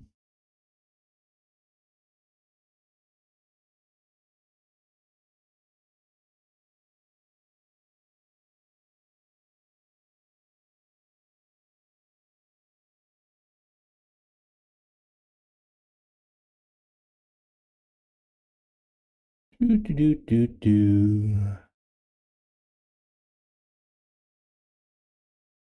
Okay, I think I fixed it.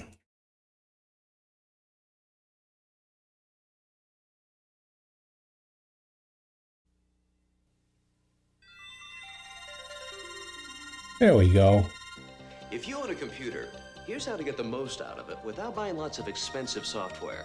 Get ready to write down a phone number and watch this. CompuServe combines the power of your computer with the convenience of your telephone to bring you hundreds of online services, like a complete set of encyclopedias and the AP Newswire. It helps you decide on investments, bank, make airline reservations, and shop in the electronic mall. It connects you with other computer owners and offers games that pit you against opponents around the country. You get all this and more, and it's as simple as making a local phone call. To get online with CompuServe and over 250,000 people throughout North America, see your local computer store or call 1-800-543-8000 to order direct or to receive a free illustrated guide to CompuServe. Call now to get the most out of your computer. These are those dial-a-date. There we go. Yeah, I was thinking the other day. I go, oh, let's look up some of these old AOL commercials on that, and I found a group, several. I found a couple AOL, a couple Microsoft, a couple of net zero.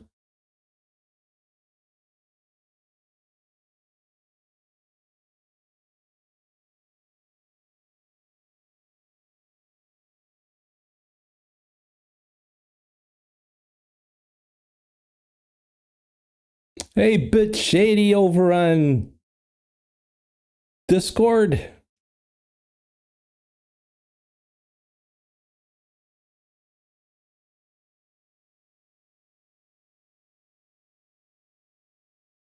But yeah, I've been looking at some like other ads to add, the day of the dial-up, geez, when, AOL and trying AOL and Net Zero and CompuServe and Earthlink.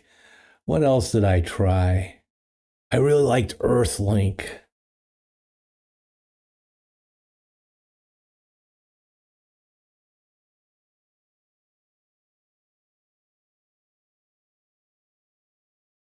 Yeah, I thought I originally had it ads, and I might just add that command in there. But they're all right now I have, let's see.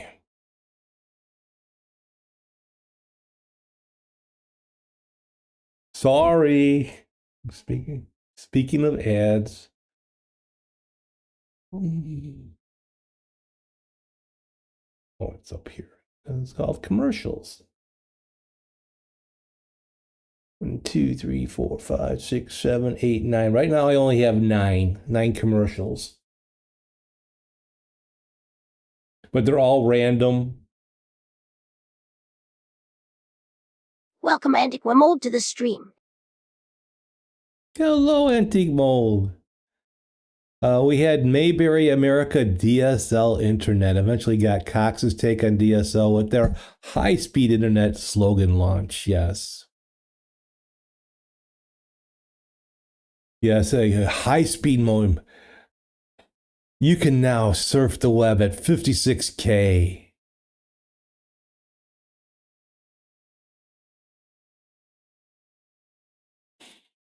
When my son was a real little guy, and for the longest time, I don't know why. Oh, well, thank you for subscribing, DJ. That's too nice for you.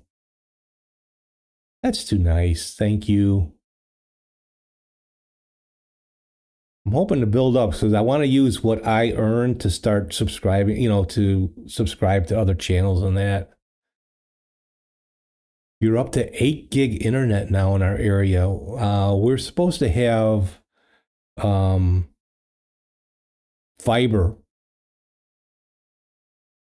No, we already have. But yeah, gig internet is coming. They rewired the village and now they're getting into the neighborhoods because right now we only have access to Xfinity. And in some areas, AT&T, but it's their, it's not their good AT&T. It's not AT&T fiber. But back in the day, just getting online and having Welcome, a modem Bitchy, and to the that. stream. Well, hello, Bit Shady. See, you do have a Twitch account, so you can actually chat here. Very cool. Thank you, Bit. Antique Mold says, I remember how the general internet was around $20 a month, and Cox kind of got it to $50, $54 a month as the new internet prices and that. Yeah, my main platform is Twitch. That's what I shoot for. You'll hear the music on Twitch. All my actions work 100% on Twitch. Some of them won't work on YouTube, just the way YouTube is. But I remember, like, I would, go online and the modem, you hear the modem go. My son would come running into the room, go, the yellow man. Yellow man. I mean, he was fucking 2-3 years old, maybe. Yellow man. What the? It didn't dawn on me. He was referring to the AOL commercials where the,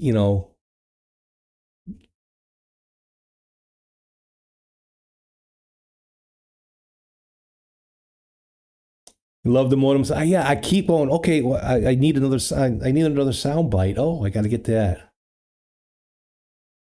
The character and the logo. Yeah, it took us the longest time. I'm like, what's it? The yellow man? What the hell is he talking about?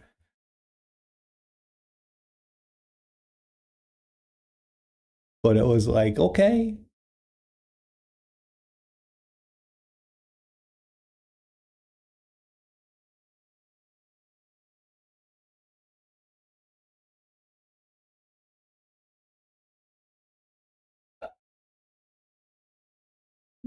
But yeah, the screeching modem, and you could have turned off the sound, right? But there was no, there was no point.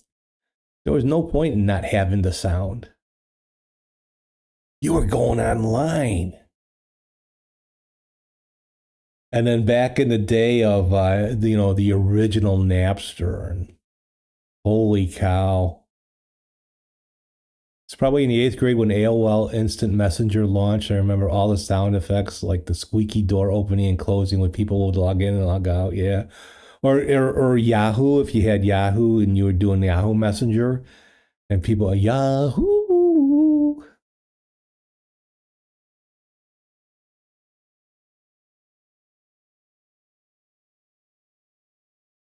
But yeah, when everybody started downloading, all these music files and that, and using Napster, and you'd be lucky enough to hook up to someone that had a T3 line. Oh my God, you were flying now with downloading music. I think I still might have a CD from stuff I downloaded back then. I don't know. I gotta look at my CD collect. I haven't used my CD collection in a long time.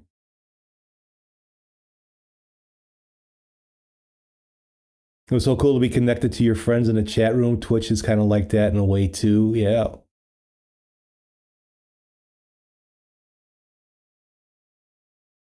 Bit remembers get his first cable 24/7 online. Oh God. This message is brought to you by Twitch.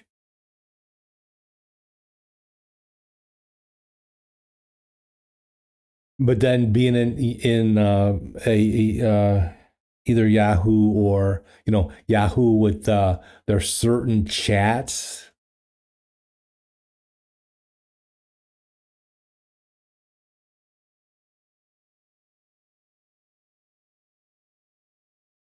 And everybody thinking this is a girl that just signed in and she's being naughty. It's it's probably another guy.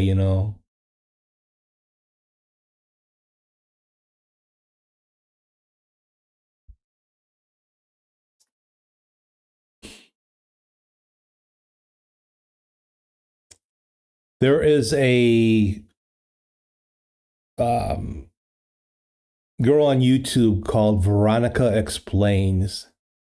And she does a lot of Linuxy stuff, but a lot of computer stuff, a lot of old stuff in that. That was you, Bit? Well, we have to have a discussion later.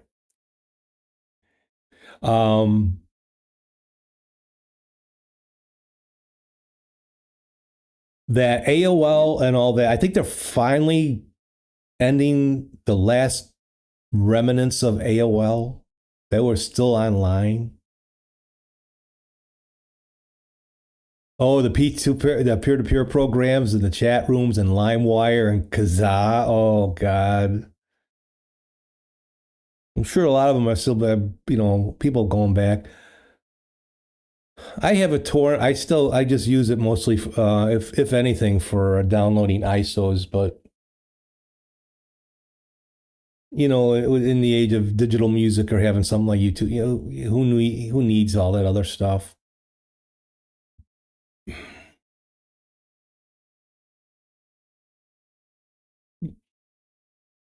Although, depending on where you're getting those Linux ISOs from, sometimes you don't need the torrents, because they usually have them on a pretty decent server, like Zorin or even Mint, come down pretty quick. But there's certain ones that you had to use a torrent for because they download real slow. But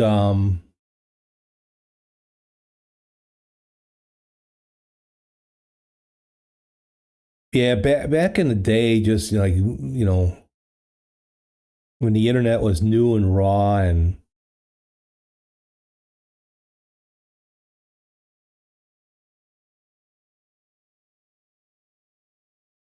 you went where no man has gone before. Now it's like, eh.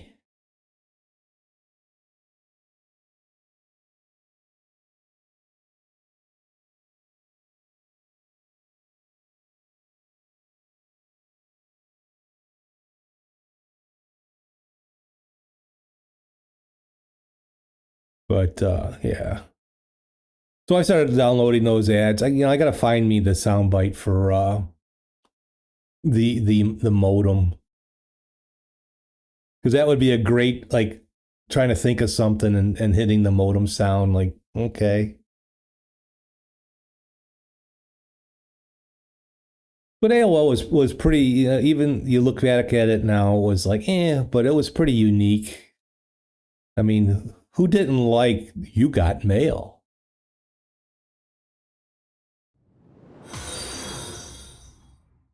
Thank you for the follow, Bit. SoulSeek is actually still alive and well. It's great if you have a digital music collection of WAV and MP3s for offline music. They really cleaned up the environment.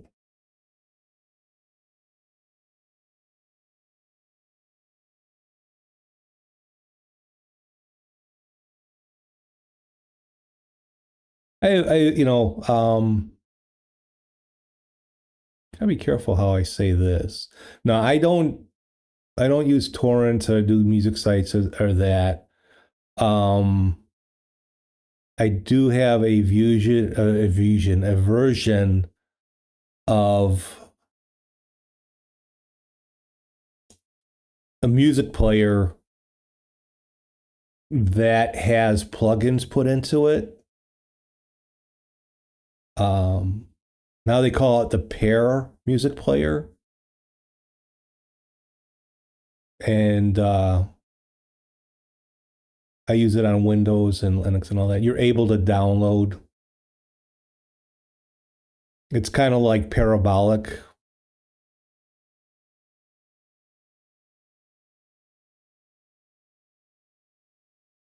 But then I have a friend, I'm like, where do you get your music from? I don't get it from like these download sites. I'm like, well, where do you get your music from? He says, well, I pay like a quarter a song. You're getting it from like a download music site. That music's not going to the artist. Are you fucking with me? It's not going to the artist. Just because he thinks he's paying for it, so it's okay. Using an iPod in a car still, it's great for that, and finding, say, rare 80s punk band album that is impossible to find on the web. I used to use, I was for years, we were using Rhapsody. And then Rhapsody decided to change its name to Napster.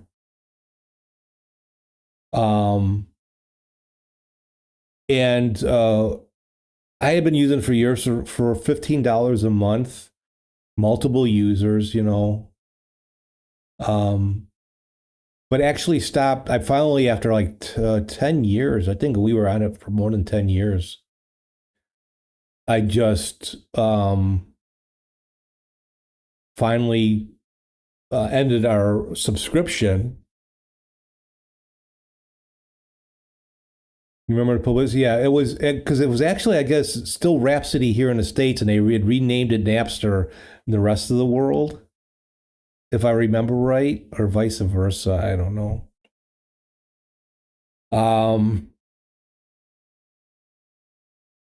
But with YouTube Music, I don't see the point in subscribing.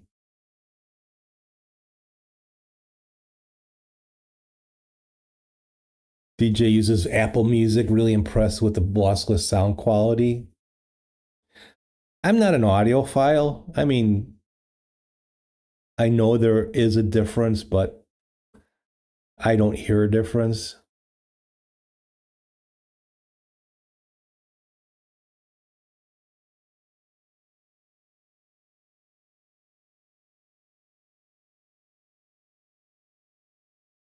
Yeah, the creator of the original Napster, he changed the world. Old ears, Steve. Yeah.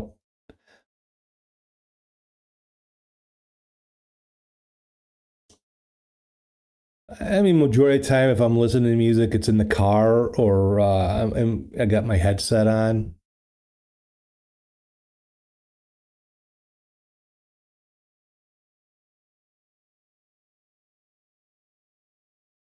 Antique Mold says to DJ 506, he had 3 months trial and her hearing lossless. Brian Eno was a life changing for me.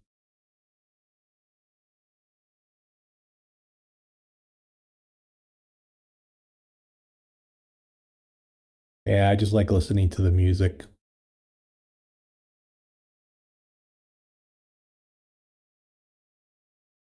You recently listened to Purple Rain album that was remastered in Dolby Atmos. It was like I was hearing the album for the first time. Now I do like I have on my TV I do have a JBL soundbar, but it's not doesn't have back speakers in that, but it does do a pretty good job depending on the movie that you're watching and how you're watching it, especially if you're watching a DVD, a Blu-ray, and all of a sudden you hear things to the side that this soundbar, how it projects, and mimics back speakers.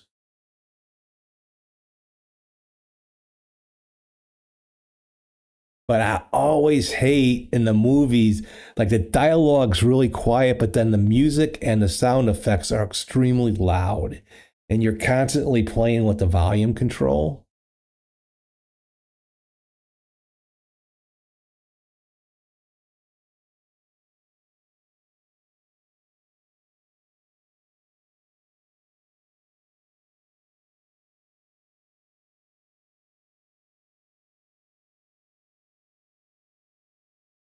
And then my wife, she's getting a little hard of hearing. And the volume, for the speaking would be up really loud. I was like, whoa, we get blasted out by sound effects.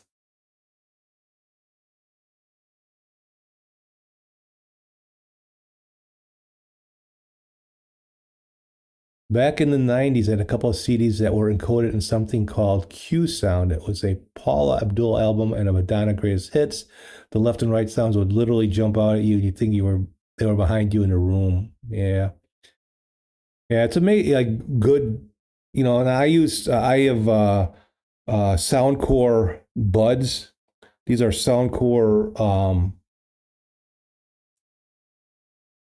P20s. This is I'm using a Soundcore P20i now, and then I have Soundcore headset. This is the H30.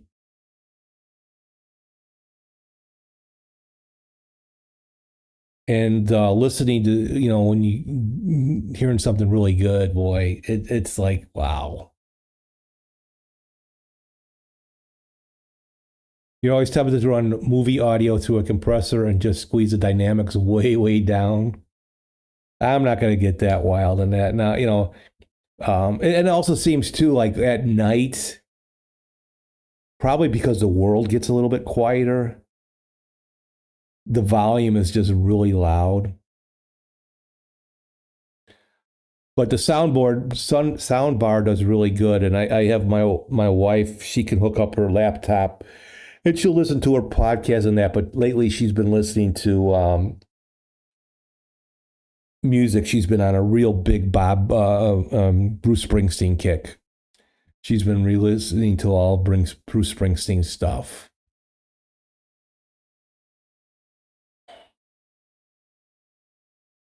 I have this little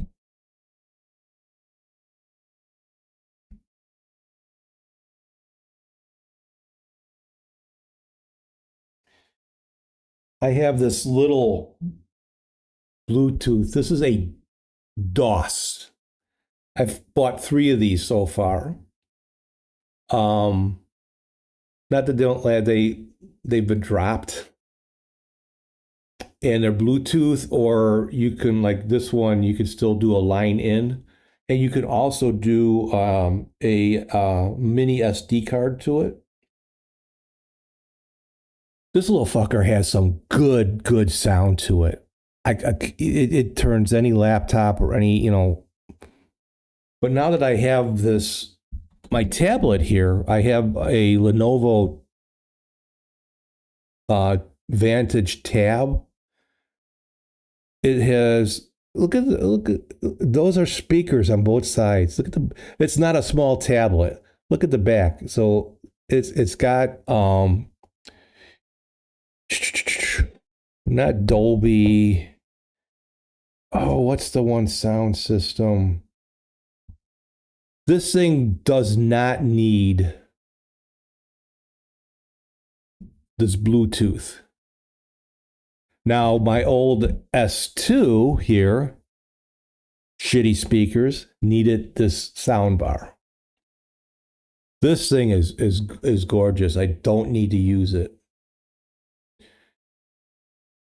DJ remembers laying on his waterbed, giving the Paul Abdul album a first listen, and started to nod off. One of the background vocals was so crisp and clear that I literally flew off the bed and looked for a person in the room. That when you get something like that, it's just like.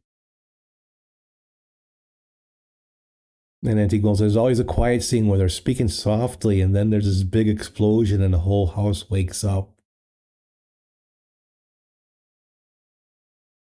Or when you get.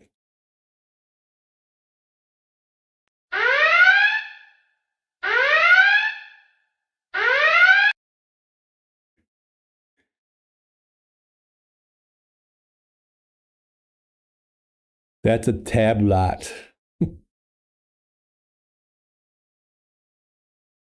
The only the only bad thing about this Lenovo tablet is its Wi-Fi.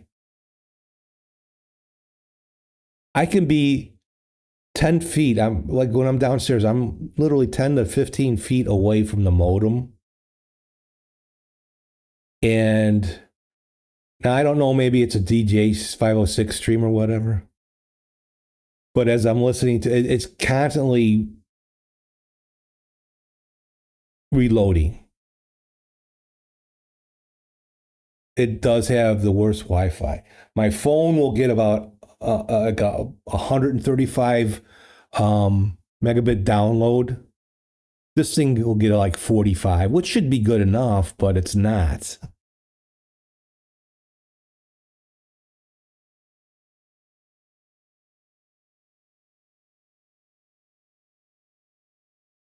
Wow. Technology. Can't live with it and can't live without it.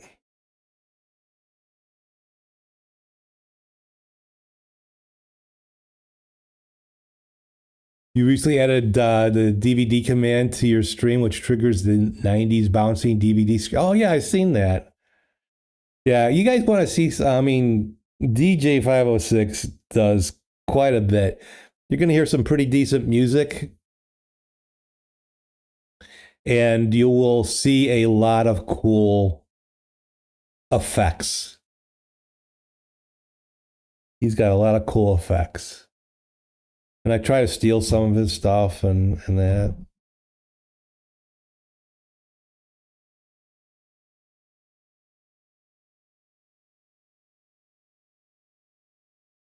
But yeah, there are a lot, and then, like OBS people will be like, oh, OBS is fine just the way it is without plugins. Okay, yeah, I guess it is. Or if you need a plugin, the only plugin you need is the advanced scene switcher.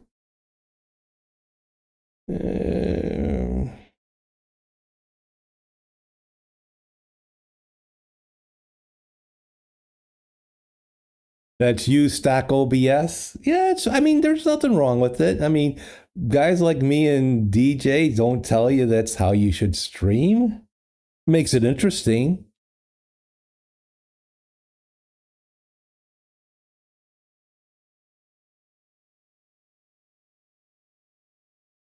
I mean, I think I've reduced some, but I have 29 now on Linux, and I have 34 on Windows plugins.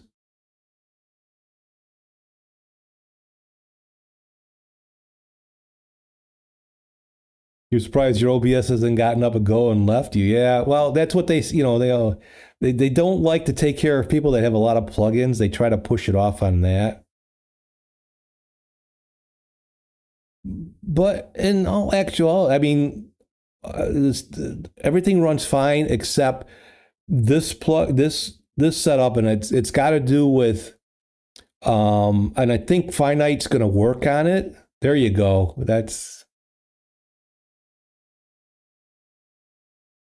Why isn't it working?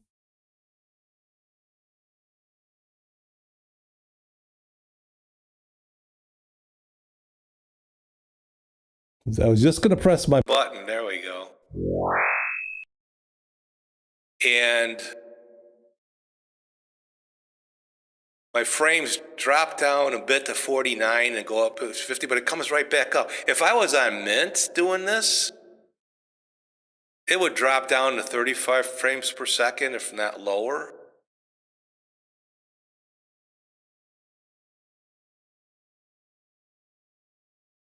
So this is, and let's see, the voice, did it change? Yes. Yes, it did.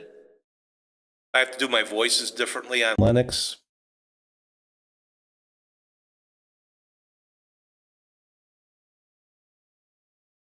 Antique says that's an awful effect, even the bandpass. That's actually used in setup on Easy Effects. Because I'm on Wayland, I can't use VSTs. That sucks.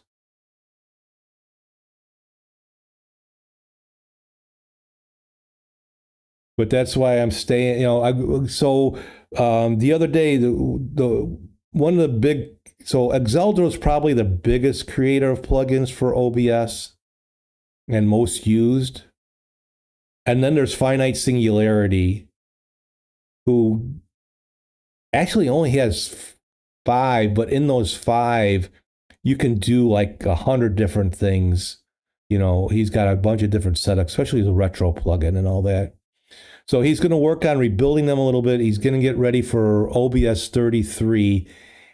For those on Linux that use the Flatpak, he is going to create more Flatpak versions of his plugins. I think he's only got a couple. There's only a couple out there. But the one plugin that I used that uses up a lot of resources is called the noise plugin. And it's what gives...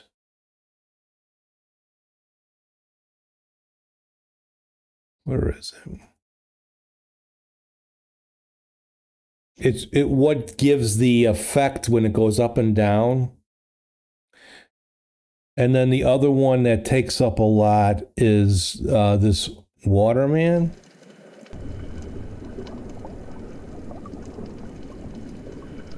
Now, this one really drags down. You're going to see a really bad stream for a few minutes. It's dropped down to 26 frames per second because I have so much going on in this scene. Yeah, you can see it. It's not the PC should be able to handle this. I have a 4060 RTX card in here, but that's the difference between Linux and Windows, and I have an NVIDIA card because on Windows I can use a lot of the NVIDIA stuff. My CPU wasn't drowning. My CPU went from 8% to 12%. But it's the GPU should be handling this. One can say oh my God.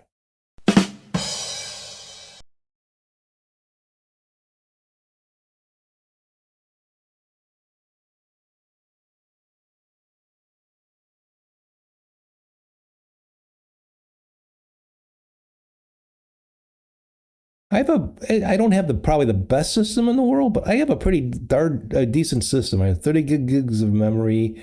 I have a Ryzen 5 5600, 6 core, 12 thread.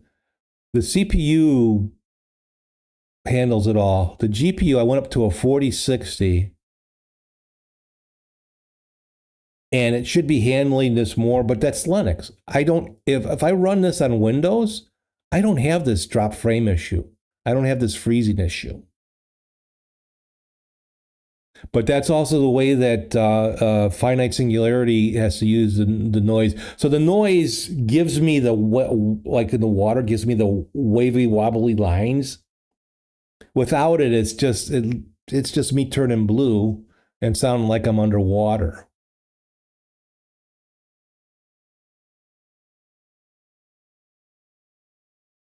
No, not. I mean, because of the plugins that I use to run.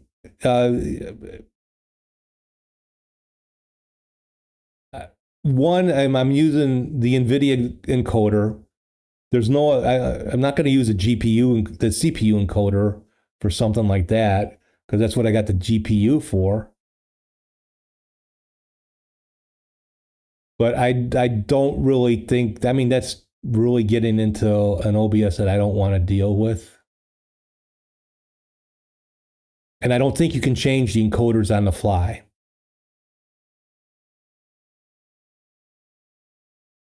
But it's the way that the noise plugin is, because it's where the difference between Windows and Linux comes in. That the noise plugin that I use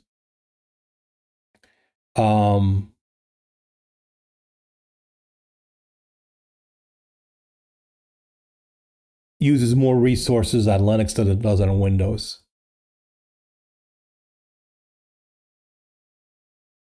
The DivX one is very lightweight. Yeah, I don't think we can use that in Linux. I mean, in OBS. But yeah, you can't change encoders on the fly, as far as I know. So I don't know if I would want to attempt that. So I might look at changing a couple of these. I've been working on it. I know he's going to work on it, and I mentioned it to him. But he's got a lot that goes on. He's doing finite singularity. He's also doing the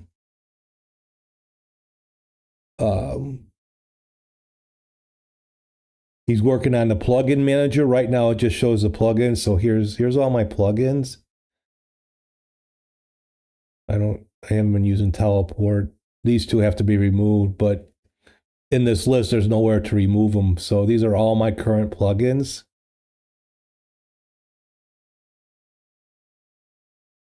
But you can't browse or update them yet. And that's still a little away. So Finite Singularity is working on this.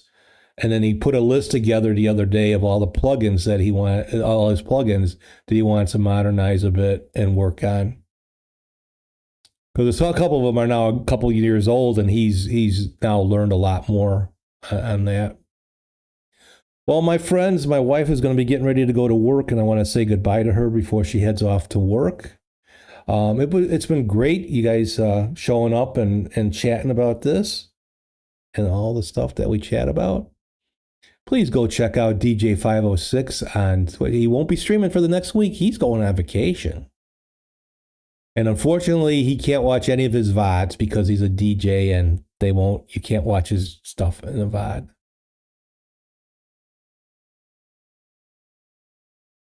Computer, time to say goodbye. Computer, let's say goodbye. Am I forgetting my commands? Computer, time to say goodbye. There we go. Thank you all for stopping by. All right. Thank you, Bit Shady, for following. Appreciate that. Thank you, DJ506, for the resubscribe. Thank you, my friend. Thank you for Cody joining over as one of my moderators, but then disappeared. Thank you to DJ506. Thank you on Twitch, Cody, JJ, DJ, Antique, Bit. Over on YouTube, thank you, Metal, Prophetic, and Not Your Linux Guru Guy. Thank you guys for stopping in. I will probably be on Tuesday next, where I don't know what I'm going to do. I really don't. I never know. Something technical, maybe, sort of. All right, my friends, appreciate you joining me on this Sunday. You take care. Enjoy your vacation, DJ.